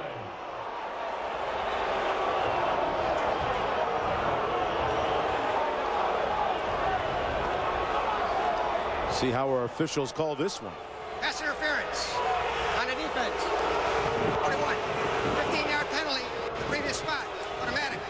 First down. Mark Vogel's an interesting guy. He's torn his left ACL mark 3 times. And I want you to watch right here, man-to-man coverage with no help. In other words, it's straight man-to-man. These 3 guys are man-to-man, and you're going to get a corner route right here, and he has inside leverage. And right here, I mean, that is tough. Great play with the left hand. It looked like the right hand may have grabbed right there. He has a hold of that jersey right there. Good call. That's the first penalty of the ball game. Again, a tough assignment for a safety. Straight man-to-man coverage on a wide out. Listen from midfield. Magner, great catch to hang on to it at the 47-yard line. Cole Magner out of Alaska. Interesting, Bob. I spoke with him earlier. He says that he wants to open up, get this, a surfing shop. In Bowling Green, Ohio? Well, either in California or Alaska. I think his parents are actually moving to California. Holly Rowe had that story last night. They're moving to California, so it starts to make sense now. That got makes sense. The blonde hair, the surfer thing going. Yeah. Magner with some pretty good football skills. Nice to see him overcome adversity. Had a lot of injuries earlier in the season. Again, you see him in motion to keep away from press coverage. Jacobs, they move the pocket, and he finds his man. What an adjustment on the ball by Sanders. It was actually thrown behind him, and he got the first down. He was working on Wesley Smith, picking up 12. And Omar Jacobs rolling to his left, as we know how difficult that is for a right-hand quarterback to throw back. 13-21, now 14-22. Again, we see the empty formation. Look for straight blitz or some confusion right here on Memphis defense. And they paid a little bit of a price. Magner made it down to the 25-yard line. Well, you see how important the tempo is, Bob. They got the ball to the line of scrimmage and went with it. Great point. That's one thing about the no huddle. They lull you to sleep a little bit, getting the checks from the sideline, slow tempo. Then all of a sudden they call up the Indy pace for the Indianapolis 500, and they snap it quick. That time Memphis not allowing. As you look at Magner, one of a talented group of receivers for Bowling Green. Sanders already with over 100 yards receiving, the 5th time he's done that this year. You have Magner again on the safety right here as the number 3 receiver. Jacobs downfield, complete down to the 12-yard line. His receivers really adjusting well on the ball. That time it was McGrady working on Essex, picking up 14 with under a minute to go in the half. Again, Omar Jacobs on the run. You see that little slingshot delivery right there. Jacobs took a hit. He did take a hit. He's a big guy, though. That's 6'4", about 222 pounds right there. Tim Goodwill came in there like a missile. And Bowling Green uses its first time out of the half. Memphis with its full complement of 3 remaining. 28's on the scoreboard. With 55 seconds to go here in the first half. I'm Mark Jones along with Bob Davey. Holly Rowe down in the field. The 6th edition of the GMAC Bowl, and once again a high-scoring affair. And we talked about Bowling Green in the first half. 49 points against Western Michigan, 42 points against Temple, 27 points against Toledo. I think they average about 29 points in the first half of football games. And interesting, talking to Joe Lee Dunn yesterday, it's really hard when you watch a team, Mark, on tape from another conference, because it's hard to judge the talent level they have, the talent level that their opponents have. Joe Lee Dunn felt that they really had only played, I'm talking about Bowling Green, one legitimate defense all year in Oklahoma in the first game of the year. So it'd be interesting to talk to Joe Lee Dunn at halftime and see if he now realizes how good Bowling Green's offense is. Don't forget, coming up, I know right now. This scoreboard. Blue ribbon panel led by Mark May and Trev Alberts. Well, Jacobs a perfect 4 for 4 passing on this drive, hands it off. And an ill-advised decision that time with respect to the play call, as Washington made a nice play on the ball on Pope. And you see that little sprint draw action. Memphis actually runs that play as well. Michigan State, Mark, if you remember back, ran that play against Michigan for a huge amount of yardage in the game in Ann Arbor. So another little part of the spread offense, that sprint drop. Bowling Green using another one of its timeouts. You look at what Coach Greg Brandon has done here in his second year at Bowling Green, really building on the success that somebody that you're very familiar with, Bob, Urban Meyer, who got this thing really started and cranked up at Bowling Green. Folks, don't forget, tomorrow night, 2 more bowl games on ESPN. Plains Capital Fort Worth Bowl. Marshall against Cincinnati at 6:30 p.m. Eastern Time. Then it's the Pioneer Pure Vision Las Vegas Bowl. Wyoming against UCLA at 9:45 p.m. Eastern Time on ESPN and ESPN HD. For more information, log on to ESPN.com. You know, the great thing about this bowl game, it's before Christmas. So these players now have the opportunity to go home, spend Christmas with their families. And that is a huge, huge factor. And for both teams, the extra practices of just being able to make it to a bowl game, very important. Especially for Memphis. They've got a lot of young guys that they need to fill holes next year. 28 seniors playing their final game for the Tigers tonight. 2nd and 15. Jacobs into the end zone. Incomplete. And broken up nicely by Tristan Thomas, a guy who has been victimized over and over tonight. But it's good to see Tristan Thomas bounce back after a tough week of practice. Again, the little post route against man-to-man. The ball thrown behind right there, Charles Sharon. Well, that could have been a touchdown, Mark, if he gets that ball out in front of him. Sets up a 3rd down and 15.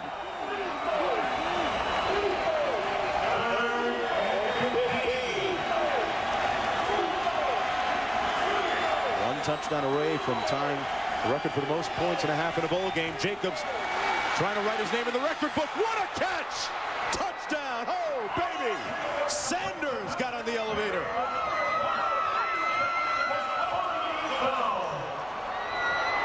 Keep the meter running. And Steve Sanders at 6'3", about 205 pounds. 48 catches, and they say this guy next year will be an NFL player. Again, you see him just launch the ball up. Wow. That is a great effort over the top of Cameron Essex. Well, you really can't fault Essex that much. I mean, that was just an outstanding play by Steve Sanders, who has really turned into a fine receiver this year. That's the 4th touchdown pass of the game for Jacobs. And Bowling Green now with a 7-point lead with 37 seconds to go in the half.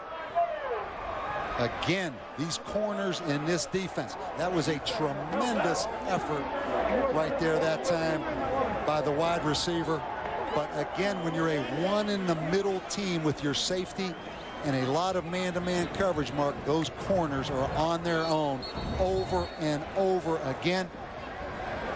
Great arm strength right there. That's just basketball. Steve Sanders at 6'3". Cameron Essex at about 5'10". For Sanders, that's his second touchdown in his last 3 catches. So with that touchdown reception, we tied the record for the most points in a half in a bowl game. And keep in mind, Bowling Green put 70 on Temple this year, so they're used to these kind of numbers. Yeah, halfway home already at 35. Swisham going to squib this one.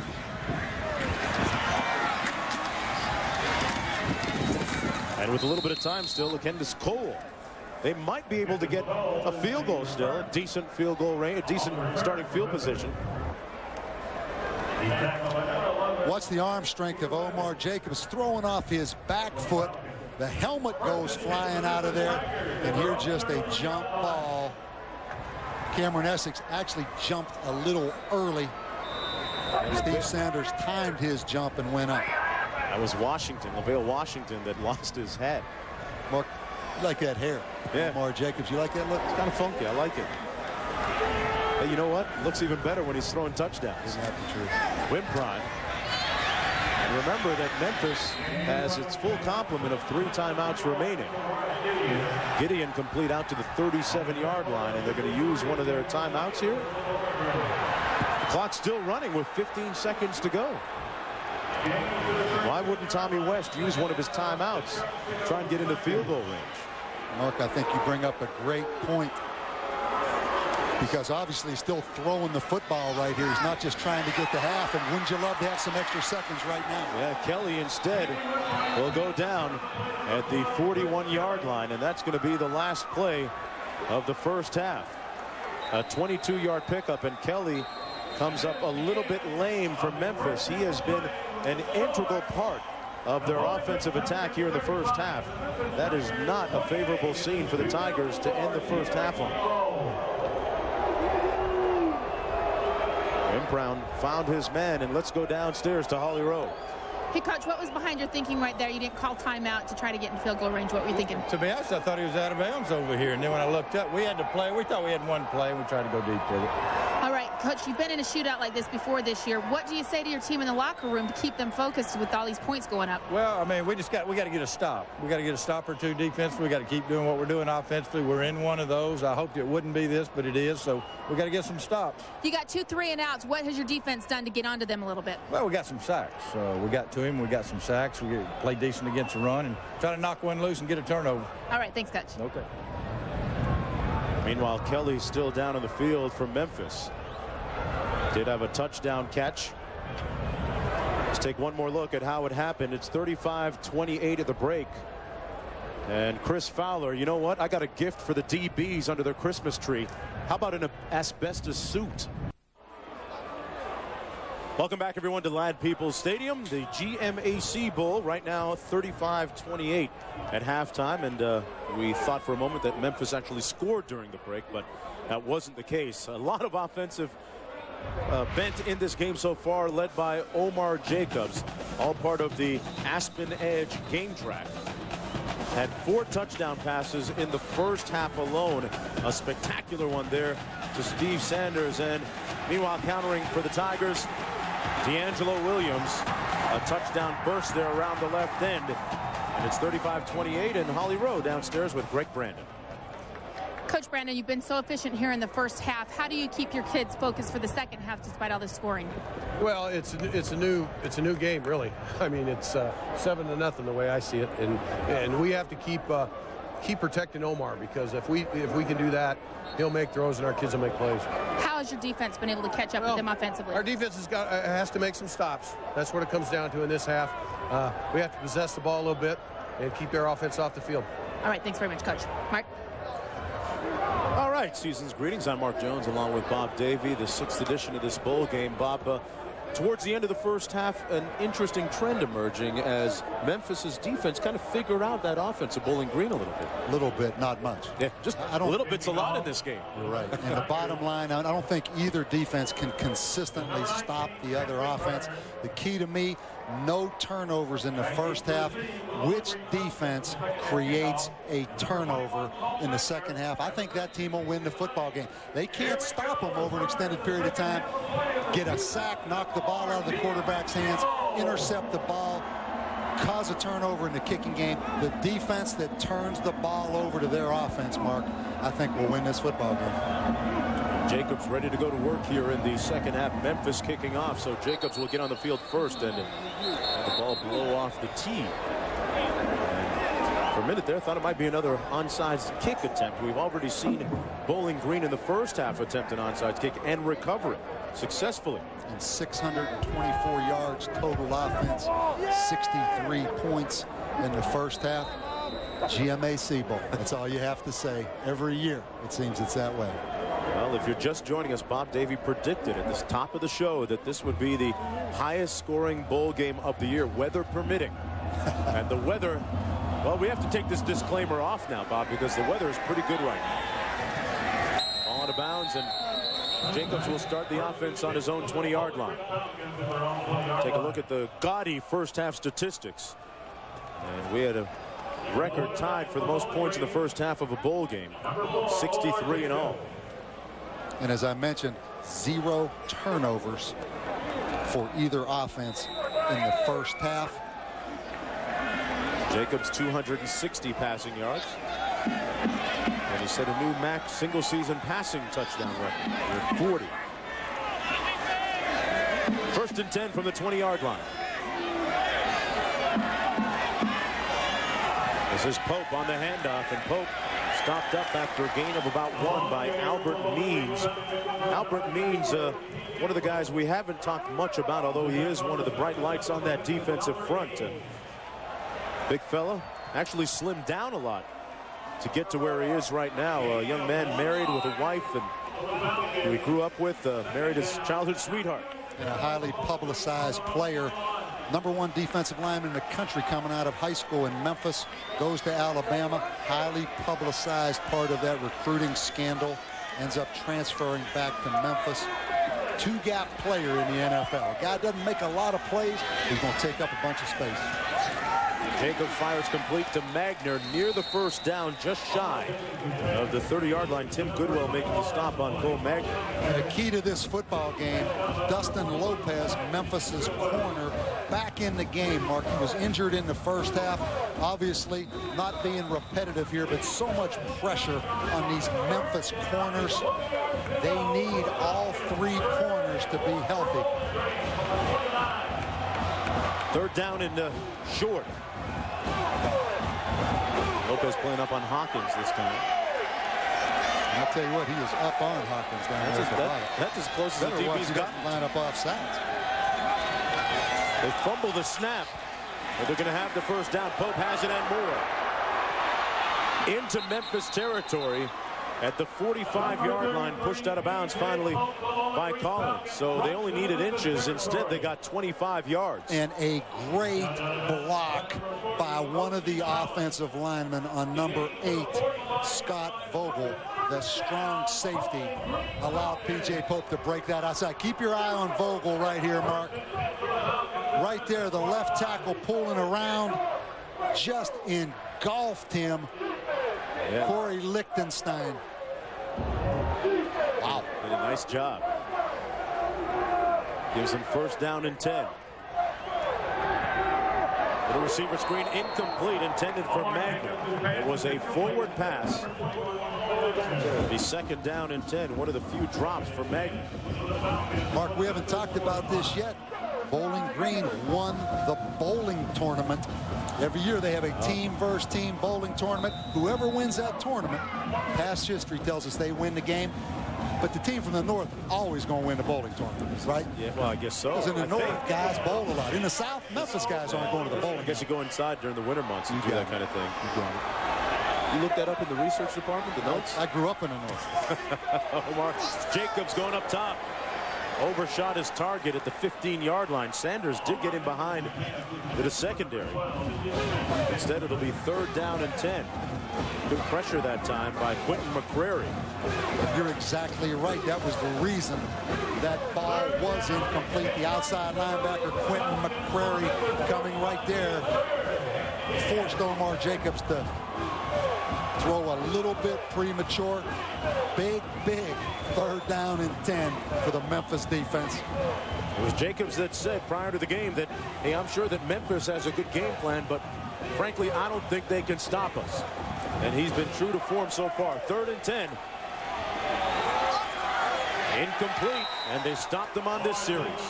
It'll be 4th down intended for Sharon, working on Dustin Lopez. When you talk about great accuracy with Omar Jacobs, that's something the coaches talk about. A little bit lack of accuracy right here as we start this second half. Coach Rick Brendan looking a little bit perplexed on the sidelines. He talked to our Holly Rowe just a few moments ago and said, in his mind, it's just 7-0. Agner now back to punt once again. Traditionally, he likes to roll out to his left and punt it.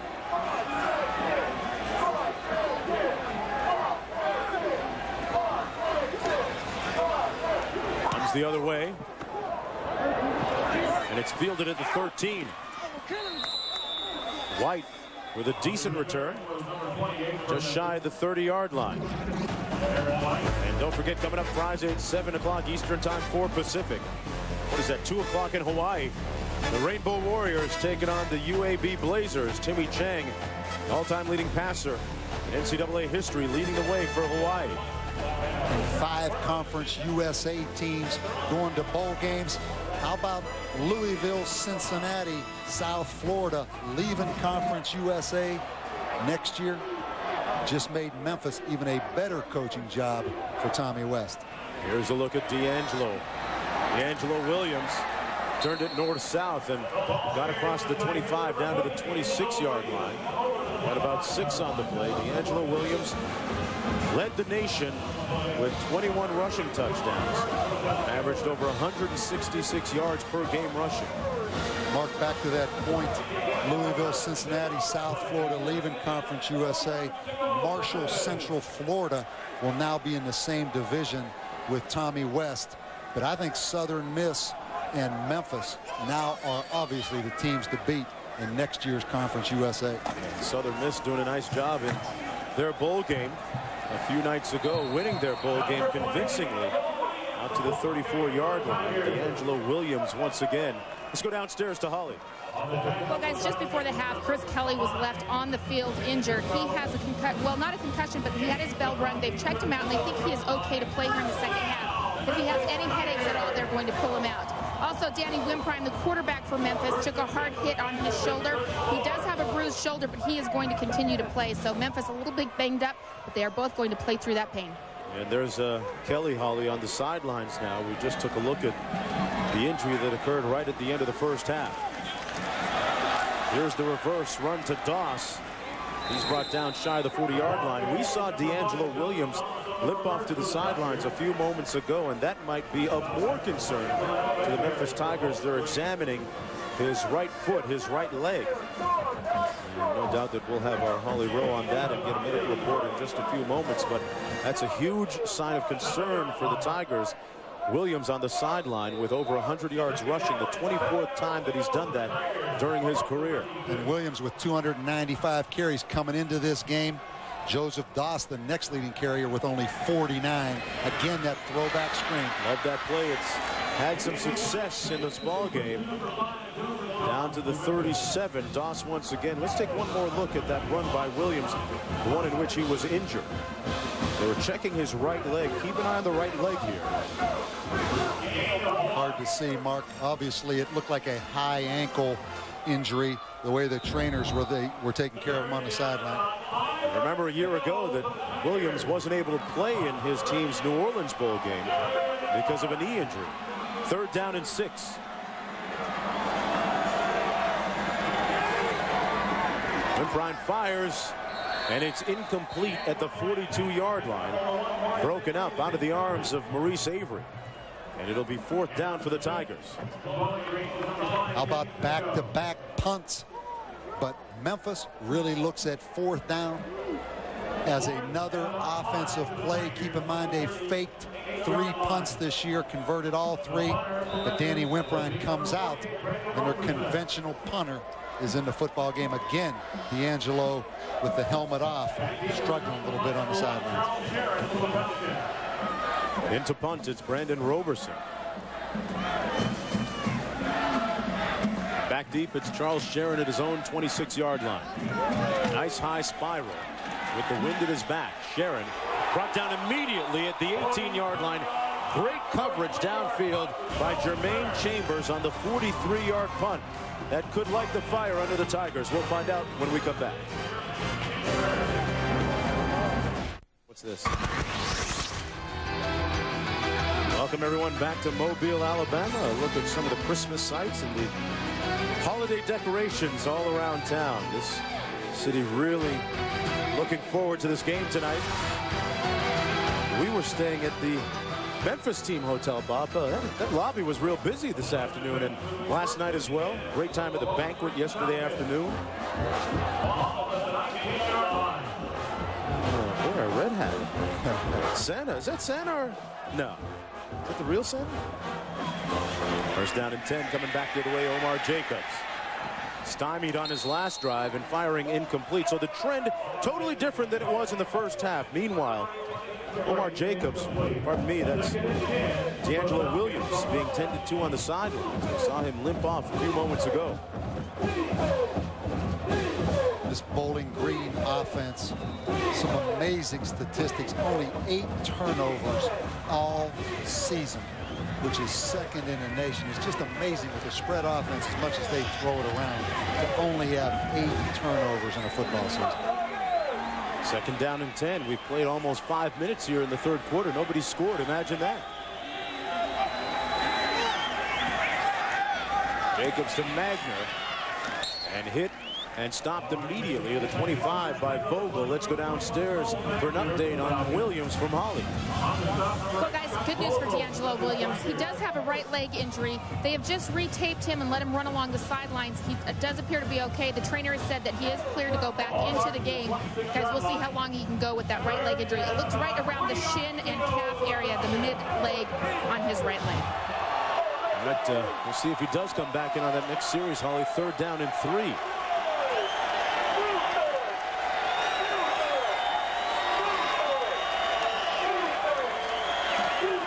Little heat coming from Jolie Dunn's defense, but the pass complete. And they got the first down at the 30-yard line to Steve Sanders, much to the dismay of Jolie Dunn, the defensive coordinator for Memphis. And that time Jolie brings 6 blitzers, but they have 6 blockers because the back's in the backfield, and you just run away from the safety who has man coverage. Really difficult. 6 blitzers, 6 blockers are going to pick them up. The safety has virtually no chance right there. So if you're going to blitz them, you have to bring one more than they have the ability to block. As a result, the 7th catch of the night for Steve Sanders. Again, you see the cushion now with these corners playing on. Little option package here. Jacobs can keep it himself, and he got rocked. Wesley Smith came up from the secondary on support that time and put a lick on Omar Jacobs. I'm sure exactly who won that, though. Jacobs got Wesley Smith is a great tackler. Conference USA first team all free safety. That's a lick right there. He's made first team Conference USA defensive team 2 years in a row. So a 2nd down and 4. He trips right formation now for Omar Jacobs in the offense.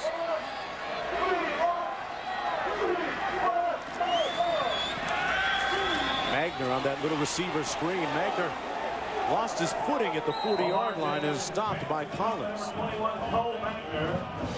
But it's close to another first down, just beyond the 40-yard line.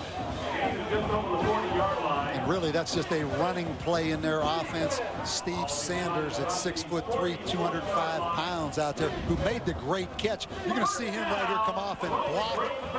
Excellent job right there of not holding. Cole Magner just fighting for extra yards. That's really just a running play. Magner with his 7th catch of the game.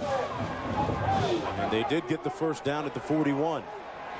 You see the tight bunch formation right there. 3 receivers. Again, Cole Magner in motion. Jacobs looked his way initially. Thought about throwing it away, then Magner almost came up with a nice catch, but it's incomplete. 2nd down and 10 to go. Both these teams come into this ball game with a record of 8-3. Bowling Green talked about finishing off this season on a positive note after they lost their last game, Bob, against Toledo.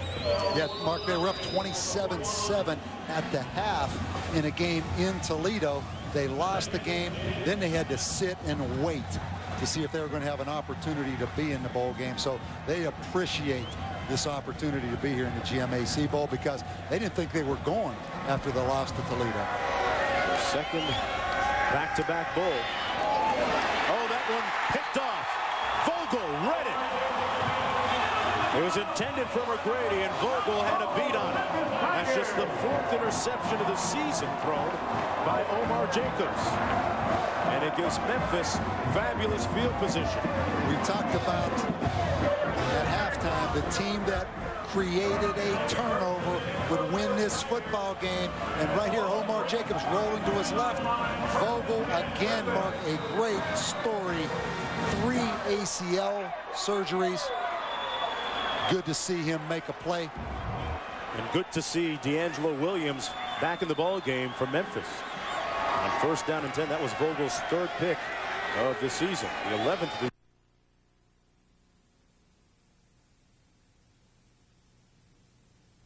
We're at the 36 as Tavares Gideon. I'm Mark Jones along with Bob Davey. Holly Rose down in the field. This is the 6th edition of the GMAC Bowl, and what an offensive showcase it's been, keeping it custom. Bowling Green leading 35-28. And a couple of series ago, we saw D'Angelo Williams shaken up, but now he's back in the ball game. See how effective he can be carrying the football. Here he is. Williams down at the 34-yard line. Didn't really see him out in space that time, Bob. He was tackled by Keon Newsom. D'Angelo Williams led the NCAA in scoring this year. Interesting young man out of Wynne, Arkansas. Initially didn't sign with Memphis until 2 weeks after National Signing Day. 3rd down and 3. And again, 3 backs in the backfield for Memphis. A lot of different formations. Give it to Williams. But he stopped up short of the 1st down at about the 32. And at this time, folks, I'd like to apologize for some of our technical difficulties. We had a torrential downpour here earlier in the night, and that has wreaked havoc with some of our circuitry and our wiring. And this is a no-brainer right here on 4th down. You have to go for it. And they stay in the spread offense. Do not put the fullback Robert Douglas in the game. I would have to say D'Angelo Williams going to carry this football, Mark. And Whitbrine going to call a timeout. But, Bob, you know, in the last couple of carries, just an observation by me, it doesn't seem like Williams has that burst that he had before that injury. You see him limping a little bit there, Mark. Timeout on the field. We'll be back with more right after this. ESPN's presentation of the 2004 GMAC Bowl. Brought to you by Capital One. What's in your wallet? And Bodman Fragrance Sprays by Body Fantasies. Well, D'Angelo Williams got that kind of build. Same kind of abs as that guy on the head. Pretty city of Mobile, Alabama, one of the jewels of the South, aglow at night. 4th down and short for Memphis. And Robert Douglas, the fullback in the game, at 235 pounds, was a linebacker. Look for him to be the lead blocker right here. They had too many men on the field. They're trying to get somebody off the field. And that's going to be a penalty. Well, they broke the huddle with the formation, then ran somebody off. How do you have that happen coming out of a timeout, Bob? Prior to the snap, illegal substitution, the offense. 5-yard penalty from the previous spot. Still 4th down. Changes the complexions of things quite a bit now for Tommy West. You're right, that shouldn't happen coming out of a timeout. One thing you know if you've coached, things do happen that you never expect, particularly when you're a multiple substitution, multiple formation team like Memphis. Now the decision, you don't want to squander away another timeout here. If you're Memphis, you better hurry up. The clock down to 15 seconds right here. Remember, at the end of the first half, they did not want to call the timeout that might have gotten them into field goal. And they're confused right here. They're going to get another penalty. Oh, my goodness. Look at this. An instant replay. Prior to the snap, legal substitution, again on offense. 5-yard penalty for the previous spot. So fourth down. This is what you call self-destruction. What do you do now? Twice. Tommy West is incredulous there on the sideline. I punt the football right now. Let's go downstairs for more on from Holly Rowe. Guys, one of the problems, the rule in the NCAA right now is if you break the huddle with too many guys, that's a penalty. But because they don't huddle, it's when they come from the sideline. That time, we saw them set up on offense, come from the sideline, but then D'Angelo Williams trotted out of the games. So it's just a little technicality because they're no huddle team right now. It's making it confusing for Memphis. Well, the rule is you have to give the defense the opportunity to see your personnel in the game so they have a chance to substitute, and they will punt this football right here with Danny Wimprine. Well, that's 2 costly plays and penalties for the Tigers. Wimprine going to get a nice squib kick, rugby-style kickoff that'll be marked out of bounds at about the 11-yard line, but they go from 4th and inches to having to punt because of some substitution and personnel issues. And think back, they did not take opportunity that the turnover, the interception gave them right there, Memphis offense.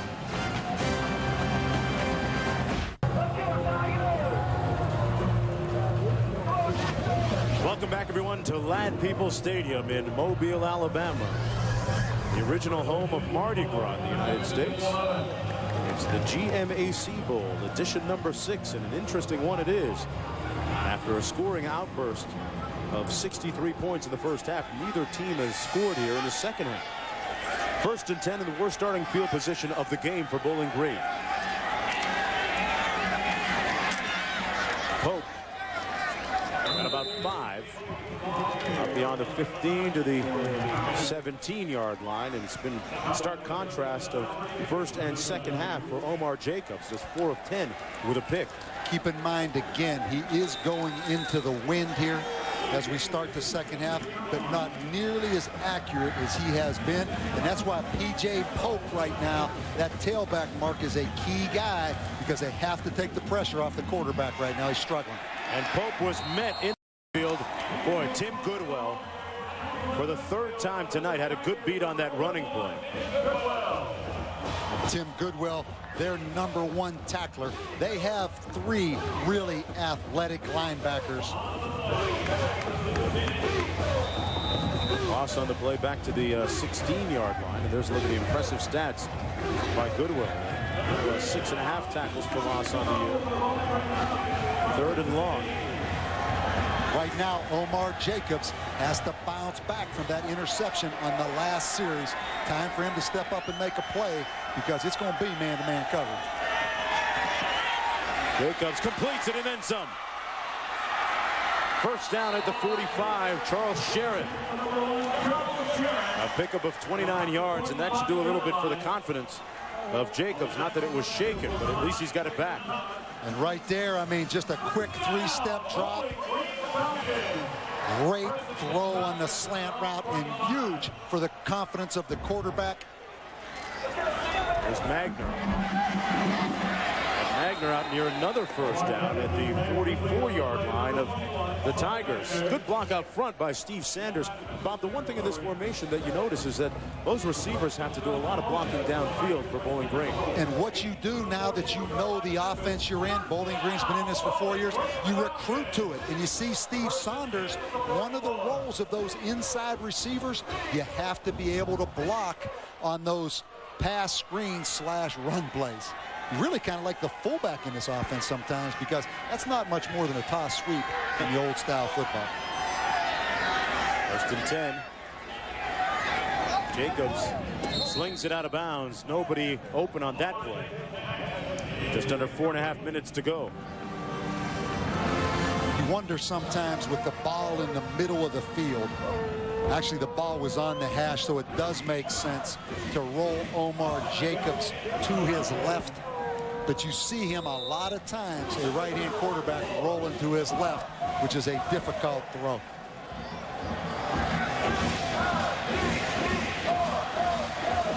Second down and 10 to go for Bowling Green. Here they come, six blockers on 6 rushers. And Jacobs has time and can show that he can run. Jacobs tackled short of the 30-yard line. And he got the first down, picking up 14. Nice little burst there to get the first. Again, you're going to see 6 blitzers coming on 6 blockers and man-free coverage this time. And the quarterback, once he breaks the line of scrimmage, there's a huge gap in the middle of this football field. And Omar Jacobs will run over the corner right here late. And Magner with another good pickup for Bowling Green down to the 17-yard line. Magner had his hat come off inadvertently. Go back to that 3rd down slant route by Omar Jacobs on the slant to Charles Sharon. Big 3rd down conversion. This offense is back in sync. Early done now, and his defense going to have to make another adjustment. Stop the flow here of the offense. They give it to Pope, and Pope is stopped up just shy of the 13-yard line. As we approach 4 minutes to go in the 3rd quarter. Marcus West making the stop for the Tiger defense. You look at the breakdown of the scoring in the ball game. All of it in the first half. 28 points in the first quarter, 35 points in the second quarter, and 0 in the third so far. With Bowling Green threatening here in the red zone. Empty formation. Look for all-out blitz. They're going to bring these 6 rushers on these 5 blockers, and it's straight man-to-man coverage, Mark. Sanders, one of their dangerous receivers in the red zone here. With his size, they go to Sanders, and he couldn't hang on to it. He had beaten O.C. Collins on the play, and it's 3rd down and 7. It's all about X and O's. That time you're going to get a straight man blitz. They're going to blitz these 6 guys as blitzers on 5 rushers, but Bowling Green brings the running back in to be the 6th blocker on the 6th rusher, but they had a miscue in assignment right there. They had the right numbers, Mark. 3rd down and 7. Again, here they come again. Heavy heat. Oh, what a call. Touchdown. They caught them in the blitz, and Pope waltzed into the end zone.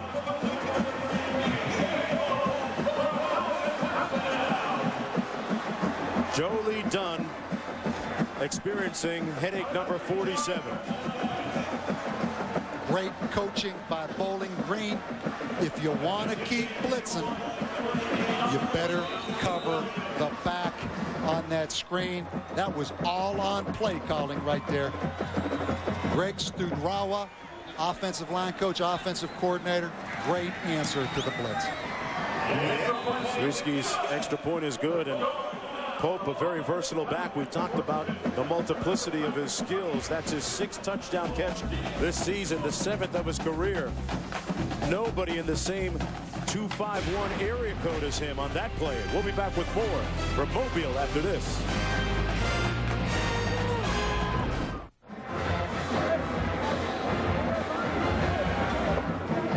Welcome back, everyone, to the GMAC Bowl as Jacobs throws the touchdown pass on the wonderful call. That's a big old offensive coordinator right there. First look at him, you think he's the strength coach. Played offensive line at Bowling Green. He's fun to watch, coach. We went out and watched him practice the other day. He's a lot of fun. And that 5th touchdown pass by Jacobs, tying a career high.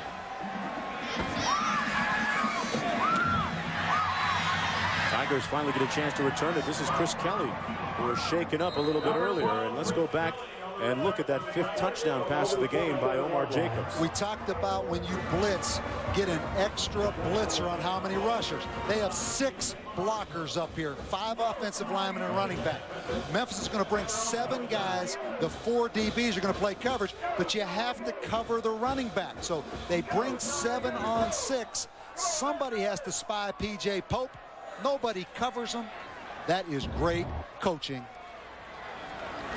by Bowling Green right there. The answer to the blitz. And Danny Wimprine got to get going here. 1st down and 10. But they too can score points in bunches. That one almost intercepted. Carswell broke it up. I think one more look at Trujawa.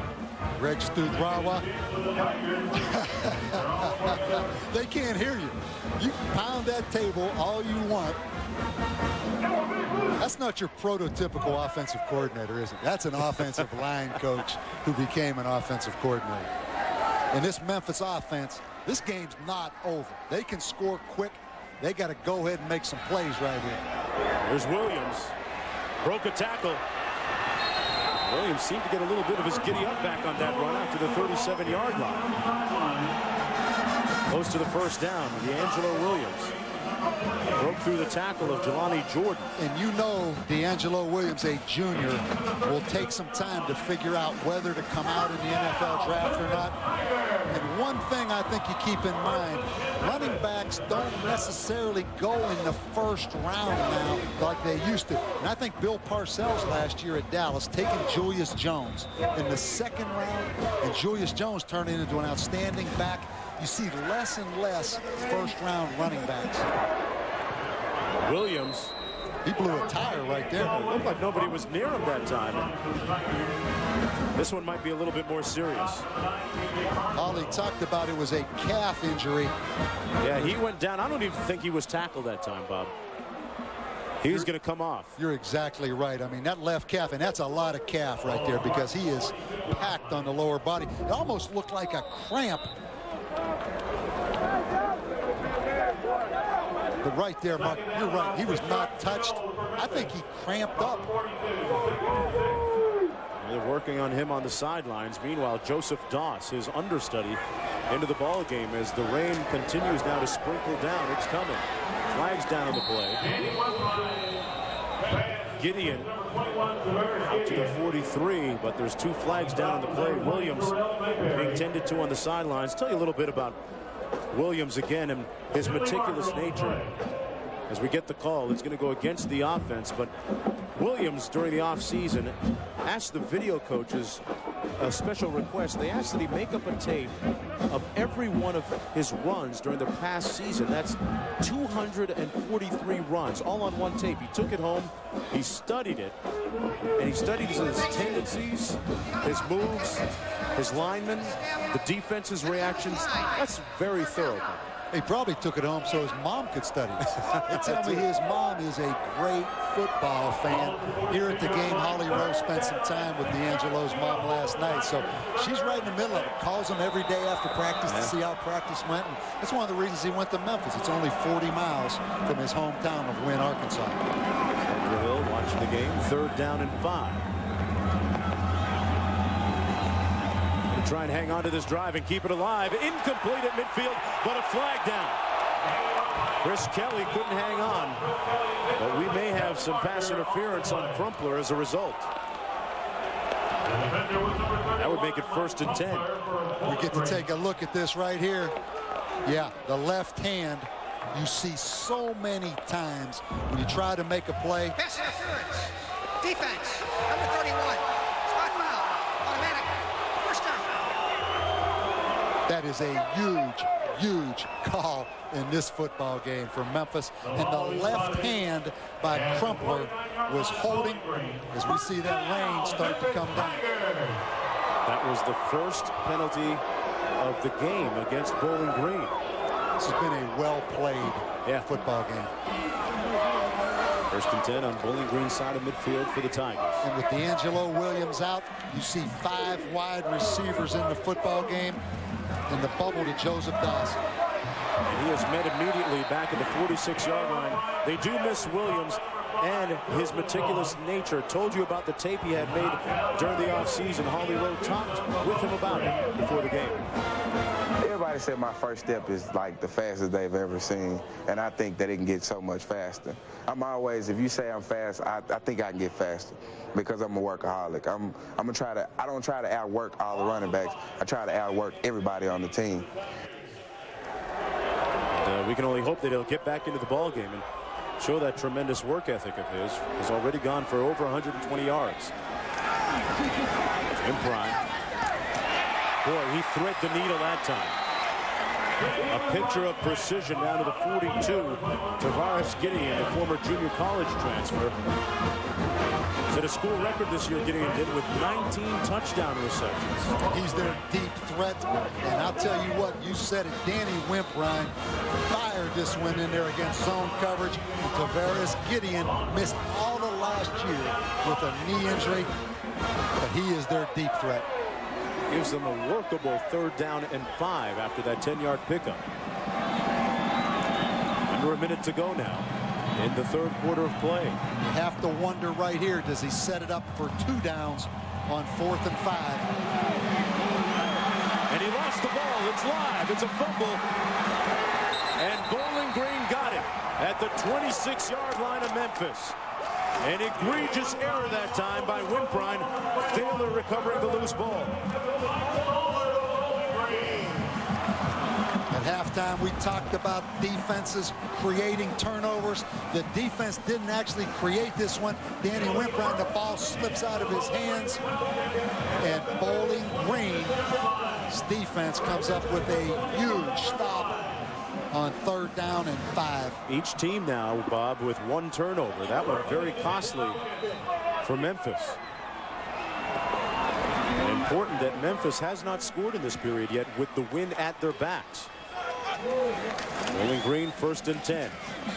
Pope between the tackles, met at the 20-yard line. Got about 5.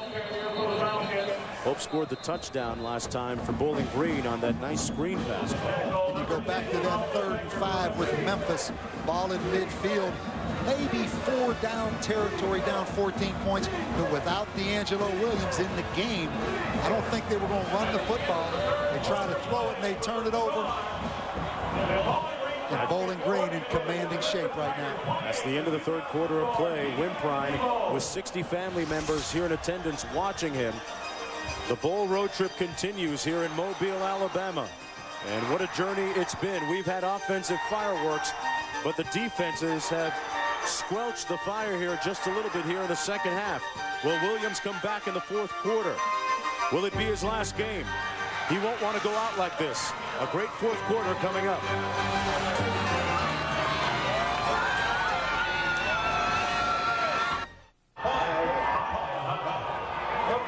Welcome back, everyone, for the start of the 4th quarter. I'm Mark Jones, along with Bob Davey, Holly Rowe down on the field in the GMAC Bowl. And if you have a quarterback to pull the trigger, it'll make you successful in this ball game. There has been a long, prolific lineage of great quarterbacks in this ball game, and 2 on display tonight. Right now, Omar Jacobs on the field for Bowling Green. He's looking at 2nd down and 5. Empty formation, blitz coming again. Chance for a big play.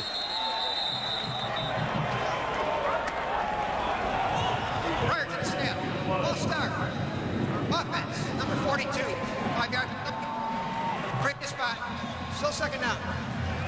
Conference USA and MAC, and look at the quarterbacks out of those respective conferences that have done well in this ball game. Leftwich, his team in the MAC and the GMAC Bowl, 2001, 2002, now doing well with Jacksonville in the NFL. Roethlisberger, if you've been on a different planet, maybe you don't know, but he's having an outstanding year with Pittsburgh.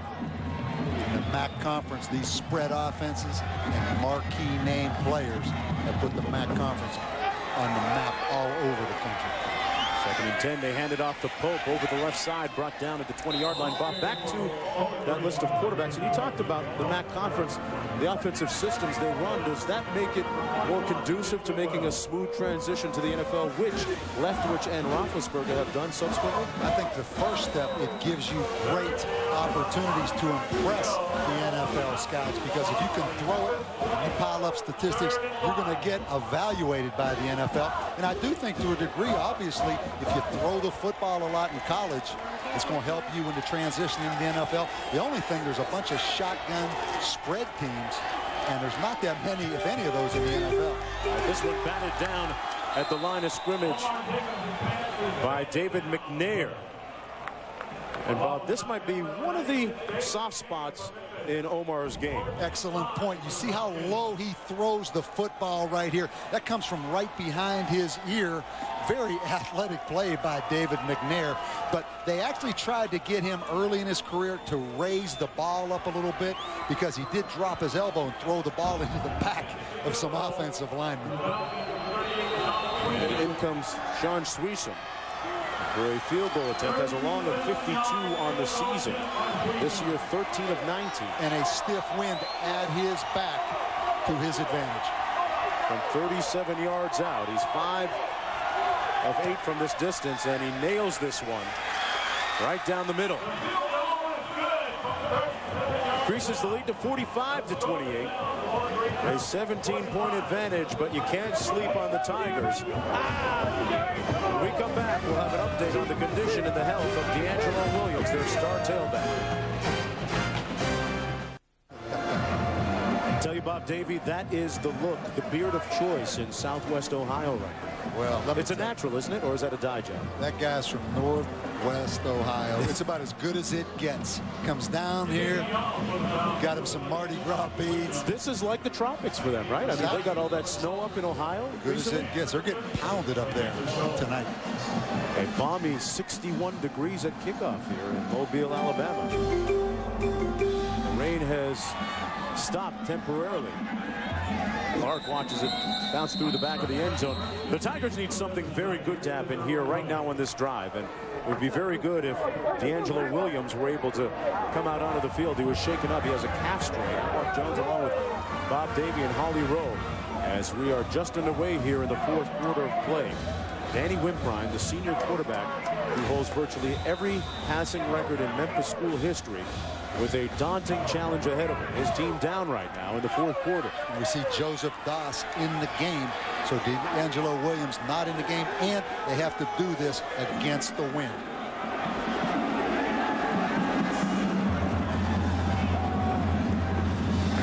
Toss out of the backfield, couldn't hang on to it. Let's go downstairs to Holly for more. Well, guys, if the Tigers are going to mount a comeback right now, they're going to have to do it without D'Angelo Williams. He's been taken to the locker room for x-rays. He told the trainer, Ed Cantler, that he felt something pop in that right leg. They are worried that it may be a possible fracture of his fibula. They're not saying right now. They're going to wait and see what the x-rays say. But, guys, a big loss right now, not only in the running game, but as you can see right there with Mike Doss dropping that pass, also as a reliable receiver. Yeah, good point, Holly. Williams last year missed his bowl game in New Orleans because of a knee injury. And with that injury, the catch made by White, with that injury to Williams, more complex items to be considered because of his status. He's a junior, but there has been talk about him entering the NFL draft. 13:43 to go in the fourth quarter. With D'Angelo Williams out, even on 3rd and 1, empty formation with no back in the backfield. It's all on Danny Wimprine now to carry this Memphis team. He's going to run it himself, but I don't think he got the first down. Stopped up at about the 37 by Pipko. And I love Memphis's plan, but I don't like that call. A quarterback draw on 3rd down and 1. And Memphis will go for it right here. Excuse me, Wimprine will probably drop back and punt this football, but wow, they have self-destructed offensively here in the second half. That was an interesting call, quarterback draw on 3rd down and 1. Go back to what happened to them out of the 2 timeouts. Here's the rugby-style kick. To Bowling Green territory, out of bounds at the 45. To go back to what happened coming out of those 2 timeouts, the illegal substitutions, the 2 subsequent penalties, all of a sudden they're back on their own side of midfield, And it all went downhill from there. And then the next series, the turnover by Danny Wimprine on 3rd down and 5. Jacobs and Bowling Green looking good when we come back.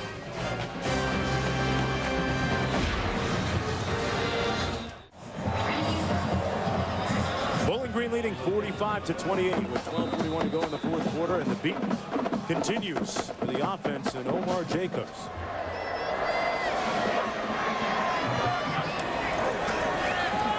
For 10 points here in the 2nd half.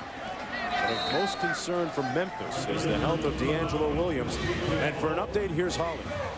Well, guys, the trainer for Memphis, Ed Candler, has just told me that the x-rays are back and D'Angelo Williams has a fractured fibula. He said it is a non-displaced fracture, meaning the bones are lined up very nicely. He says he'll be fine. He'll heal nicely from this. But, guys, this not only adds to the question of not coming back in this game, but now what does he do with his pro?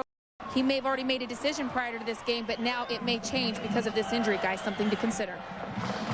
Yeah, that certainly complicates the formula a little bit. And you're certainly glad that it's not a joint injury, particularly the knee. And I think one thing at a time for D'Angelo Williams. The first thing is to get back healthy.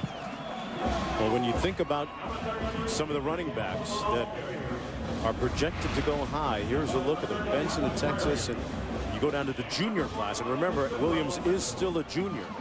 It's he, Faison, Morency from Oklahoma State. And Faison has already declared that he's going to come out in the NFL draft. One thing D'Angelo Williams can do, he can catch the football. The second thing is he can block. Bob, I think about Willis McGahee. What happened to him a couple of years ago. Although his story had a happy ending. Here's Jacobs passing complete down to the 34-yard line in a 1st down for Bowling Green to Charles Sharon. You think about what happened to McGahee in that championship game. Injured, blew his knee up.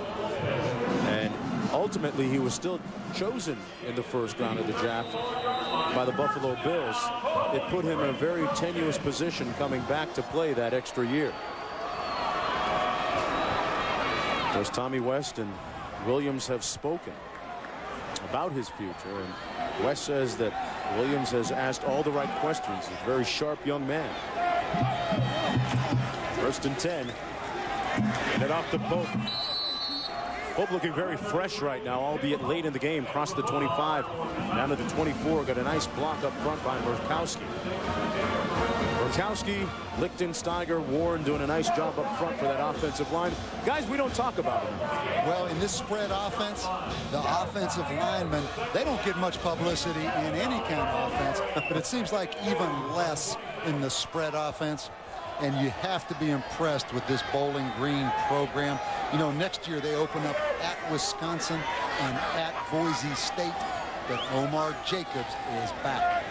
That's the good news. Pope again. A little inside handoff down to the 21-yard line. We approach 10 minutes to go. And talking about Bowling Green, they've made a commitment. Yesterday at the luncheon, the gentleman was there that gave around $4 million himself for a new building, new football building in the end zone, new coach's offices, new weight room. And they've also made a commitment to pay assistant coaches more, which is a huge factor at schools in the MAC and the Conference USA, because what happens, assistant coaches have success and they move on to other conferences that can pay more. So they've stepped it up for the assistant coaches. 1st and 10, and here's Pope again running to the field. Down inside the 15 to the 14, and you talk about improving conditions for assistant coaches. There's one of them up in the booth, and Bob, it really highlights the fact that with that $4 million donation at Bowling Green, that it kind of keeps Greg Brandon back in the fold. He and his entire staff. For Brandon, it's been well noted he did interview for the UNLV head coaching football job.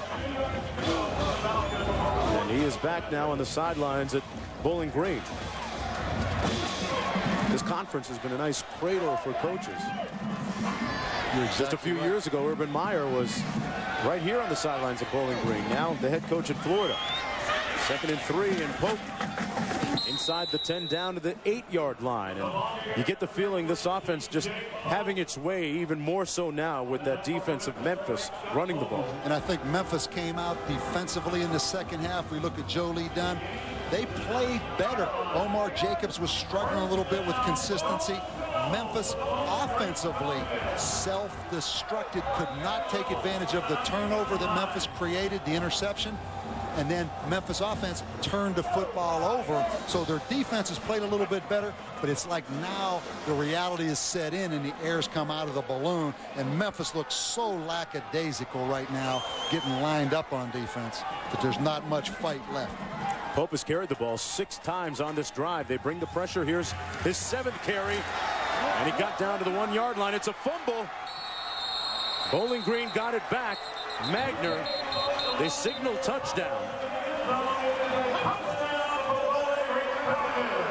They may not mark it, though, as a touchdown. They're going to bring it out to the 1 because it was fumbled forward. It was ruled down at the 1-yard line. Watch And down. I'm going to say that he was down already at the 1. And again, Memphis, not much left in that tank on defense. P.J. Pope here just dragging guys in. Excellent call. That right knee was down prior to that football coming out. But Cole Magner recovering that football shows me that Memphis is about out of gas right now, Mark. Bowling Green 8-0 when Pope goes for over 100. The gauge is at 151, and he tacks on a few more for the score. Pope writing the obituary for the Tigers right now. And last year, Miami of Ohio came into this game, put a whipping on Louisville. This year, Bowling Green from the MAC comes in here, and right now is putting a whipping on Memphis. Mid-American Conference having its way with Conference USA once again. And they are 5-0 versus Conference USA teams in bowl games, and the MAC has won 8 of their last 9 bowl games, period, since 1998. Charles Sharon shaking what his mama gave him on the sidelines, and he's done it on the field along with P.J. Pope. 52-28 when we come back to Mobile. All right, Chris, and yeah, Nick Saban apparently going to be given some pretty good latitude with respect to personnel decisions with the Dolphins. And of course, everybody knows that Wayne Huizenga, the owner down there in South Florida, willing to do mostly anything to get that thing back on track. And you have to think Dave Wanstead, if it works out, that's a great hire at the University of Pittsburgh. And keep in mind, Pittsburgh next year opens up with Notre Dame at Heinz Field. Charlie Weiss coming over from the New England Patriots. Dave Wanstead, maybe the head coach at Pittsburgh next year. Notre Dame, Pittsburgh, first game of the year. Lots of compelling, interesting storylines coming into that game. First down and 10, Wimprine. Screen pass complete. Gain of about 5 out to the 25-yard line. Wimprine, the all-time leading passer in Memphis Tigers School of History. Turning point in his career actually came last year in a game against Tulane. Interesting story. He was playing in front of friends and family members back home in New Orleans, and people in the huddle, people on the sideline said that he resisted the temptation of trying to do too much in front of those family members and really showed strong leadership. Not getting much help on that play from Doss. But he has gone on to really have a productive career in the last couple seasons for Memphis. Don't forget, tomorrow night, 2 more bowl games on ESPN. Plains Capital Fort Worth Bowl. That's Marshall against Cincinnati. That's Cincinnati's out of the MAC, and MAC and Conference USA matchup once again. And Pioneer Pure Vision Las Vegas Bowl, Wyoming against UCLA. And did I mention, Bob, that in the Sonic Bowl Challenge that yours truly was actually out in front so far after the first 2 bowl games? I didn't mention that, did I? Early in the first quarter, Mike. Don't start patting yourself on the back. There's a bunch of ball left to be played in this bowl season. 3rd down and 5, almost picked off, but a nice catch instead by Gideon. Tavares Gideon tiptoes up the sidelines. 7:15 to go in the 4th quarter. Boy, what a great bowl game and season it's going to be. Talked about Bowling Green opening up next year at Wisconsin. We're going to get a good look at the Badgers in the Outback Bowl on New Year's Day against Georgia. I'll bet you Barry Alvarez is watching this football game. Saving that tape, huh? Maybe down at his condo in Naples right now. worrying a little bit about Bowling Green next year, even though they have Georgia this year. Here's Doss, out to the 43. You think you can worry about them already? Oh, yeah. This early? That's the nature. That's why you pay the all that money. I mean, you always think of the next one. There's 7 minutes to go, and there's a look at Jacobs. That will be one of the objects of the game planning defensively for Brett Bielema, defensive coordinator for Wisconsin next year when they open up. 2nd down and 3. Pass complete to Kelly down to the 45. Nice to see him back in the ball game doing his thing. Carswell made the stop. If you're just joining us, D'Angelo Williams, we learned just a few moments ago from Holly Rowe down on the sidelines, has suffered a broken fibula. But he is expected to make a normal recovery. But he was the 3rd leading rusher in the nation. The pass complete down to the 22-yard line to White. 6:26 to go in the 4th quarter. A 23-yard pickup, and now White comes up limping. Been a rough day on those Memphis players. Darren White's 2nd in all-time catches at Memphis, coming into this game with 135. He's had a great 4-year career. 1st and 10 from the 22. Handed off to Doss. No room up the middle of that defense. Thaler and Williams and Parks, Crossley holding stout and steady up front defensively for Bowling Green with 6:03 to go. Memphis came in at 8-3. Bowling Green came into this game also at 8-3.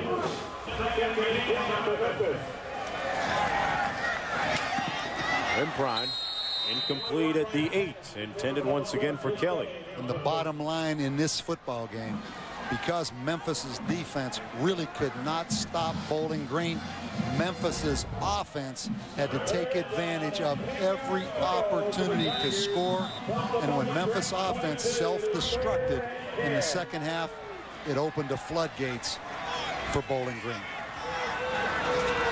Never really recovered since on 3rd down and 10 now. You notice Bowling Green a lot more 2-safety look back there. That's complete. Wimprine able to find one of the openings in the defense, complete to Maurice Avery. It's all about the self-destruction. This was the first penalty, and this was coming out of a timeout. And it was 4th and 1, and it ended up being 4th and 16 after the 2 illegal substitution penalties. Then on the next series, on a 3rd and 5 at Bowling Green's 41, Danny Wimprine turns the football over. At that point, Mark, they were only down 7 points in this football game. Offense, number 53. 5-yard penalty from the previous spot. Still 4th down. Wimprine and Tommy West are going to look back at those 3 plays, those 2 sequences, as the turning point, the pivotal point of this ball game. And the truth, you got the feeling coming into this game, a little bit like Louisville, Miami last year. I'm not sure Conference USA totally respects the MAC conference as much as we do, because we see them so much. A little bit of an unknown still, but year after year, as Mid-American Conference teams continue to have success in these bowl games, people are finding out no longer under the radar. Gideon makes the catch down to the 12. Under 5 minutes to go now. Wimprine will end his career, perhaps get a look from the National Football League. Owns 7 career passing marks at Memphis. Been the starting quarterback here since midway through the 2001 season, the native of New Orleans. Putting himself fairly well today.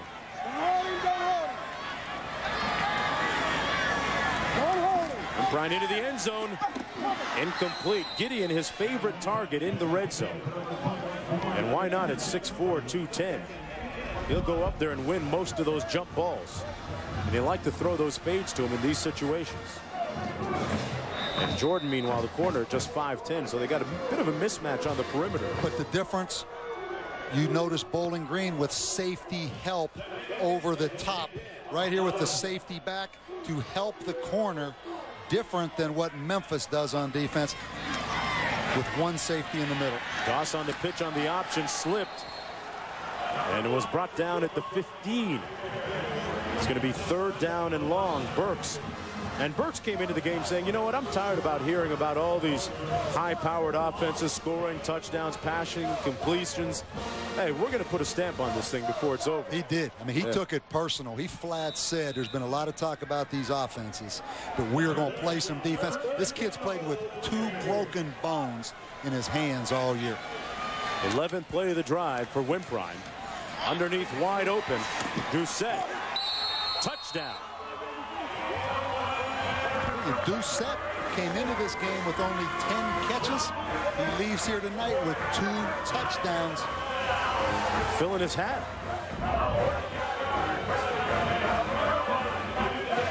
Big fella could move it a little bit. Great effort by the big man.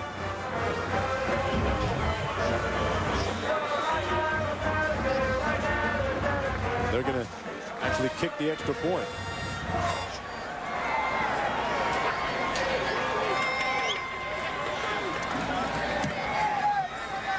They knock it through. Down that many points, down 18. Wouldn't the formula or that sheet that they all talk about to say that they go for 2? Regardless, they go for the extra point. And Doucette with the touchdown. 87 points on the board. We'll be back with more after this.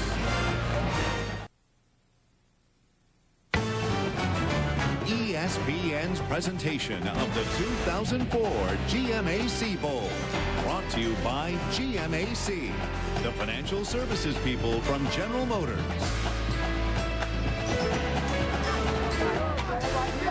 Orange is the color of the day as Bowling Green leads 52-35 with 3:48 to go in the 4th quarter. But Bob, why wouldn't Memphis go for the 2-point conversion? Then you make it perhaps a 16-point game. So that's actually a workable margin if you can at 2 touchdowns and 2 extra points. And Bowling Green recovers the onside kick attempt. Well, you just answered it. You're right. They should have gone for 2. Try to turn it into a 16-point game. D'Angelo Williams, meanwhile, on the sidelines for Memphis. He was injured. Our Holly Rowe reporting just a few moments ago that he suffered a broken fibula. 3rd leading rusher in the nation, taken out of the game in the 2nd half. Well, that's a heck of a Christmas wish. Right now, Bob, I would bet against it. What do you think? Well, I don't know enough to bet, Mark. I mean, I think you have to be around those players, know those players, what motivates him. I think it's impossible for me to make a guess right now. 1st down and 10. That's B.J. Lane in the ball game getting the carry down to the 30-yard line of Memphis. 3:38 to go in the night. And B.J. Lane has played a lot of football over the last 2 years for Bowling Green. And the MAC comes down to Mobile again. Guy gets a little FaceTime right there. He'll be heading back to that snow tomorrow. He better enjoy all he can down here tonight. You wish the best in terms of a recovery for D'Angelo Williams. Had a chance to watch him and some of his teammates interact earlier today in the team hotel, which we happen to be staying at as well. Bob, they're playing the piano and doing pretty well at it. D'Angelo singing a couple of tunes along the way, and tonight's game track presented by Aspen Edge. Taven, who's been carrying a nice note tonight, is Omar Jacobs, the quarterback, with 5 touchdown passes. That one going to P.J. Pope. And here was the injury that effectively ended the night for D'Angelo Williams, breaking his fibula. And Memphis self-destructing big time here in the 2nd half of play. Fumbled by Wimprine after those 2 illegal substitutions. 2nd and 1. Jacobs hands it off to Lane. And Lane has a 1st down. And I know this football game's over, but if I'm Memphis right now, I am really concerned about this defensive football team. And I think they will reevaluate what they do defensively and how they do it. But what would really concern me, there is no fight left in this football team, and they're about to let Bowling Green take this ball down the field and score again. They've got 28 seniors on that Memphis squad playing their last game. So plenty of holes to fill for next year. And head coach Tommy West, who recently had his contract extended through the year 2009. And through some very benevolent local donations from the business community, had his salary up to some $800,000 per annum. And tonight's Capital One player of the game, Omar Jacobs, out of Delray Beach, Florida, from the 5'6" down in the bottom, as we affectionately call it, Bob. And his TD to pick ratio now has plummeted to 10.25 to 1. Oh, he's in trouble. And it's amazing that a guy that was offered by Buffalo, Florida Atlantic, and Florida A&M, recruited by Kansas State a little bit. In fact, Urban Meyer got the call from one of Kansas State's assistants when they got off him. That's how Bowling Green got on him.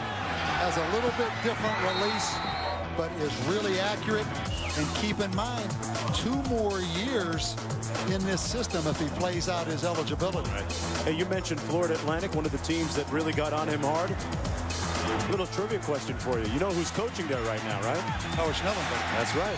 Oh, that's easy for you. I'm sorry. Oh, I'm sorry. Challenge me a little Oh, boy, bit you now. looked at me with disdain like, what? Oh, you got to challenge me a little bit there. I mean, PJ Lane.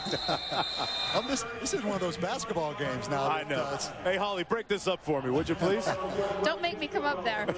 Omar Jacobs had a pretty interesting recruiting experience. And, guys, imagine his recruiting trip. He gets an offer late to go up to Bowling Green on a Monday and Tuesday afternoon. He's from Delray, Florida. He goes up. It's freezing cold. He steps off the plane in a little jean jacket.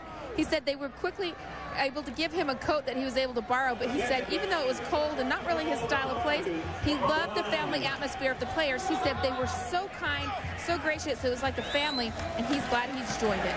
And he's a big part of it right now for the future. I know Urban Meyer, the coat off his back he gave to Omar Jacobs when he got out of Literally? Oh, yeah.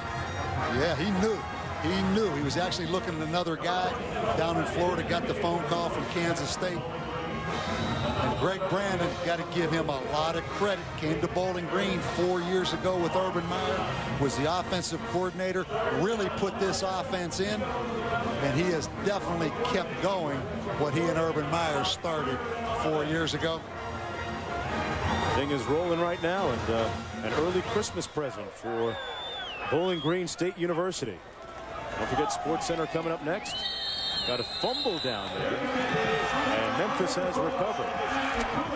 So the Scrooge showed up, albeit a little bit late in the ball game for Bowling Green. And with mention of Christmas, Bob, I want to wish both you and Holly a very Merry Christmas. And there's his Christmas present. Coach Brandon got it. Tell you what, he got it square on that time. Ran a little misdirection on it. Don't forget, coming up next on Sports Center, Allen Iverson is going to drop another 50. He's had 2 consecutive 50-point games. A rematch of Indiana and Detroit. That one coming up. And who got snubbed for the Pro Bowl? Some interesting selections. And what about all the Philadelphia Eagles going? First down and 10. Of course, the most prominent one won't be, or might not be anyway, the result of his injury. And Memphis gives it right back. The pick by Keon Newsom. Newsom led the team this year with 5 picks. That's number 6. And he shows you why he's all MAC and comes from some good bloodlines. His brother, Kendall, plays in the NFL. Sorry, Mark, you're exactly right. This guy wants to be a pro bass fisherman. And I mean, Holly had him put on a clinic the other night when we visited about all the different bait, and it was a pretty impressive conversation. You didn't know that, did you? No, the fishing thing? Bass fisherman. You got me on that one. Be on Bass Center. We have a new show coming up on ESPN. Don't forget Sports Center is coming up next.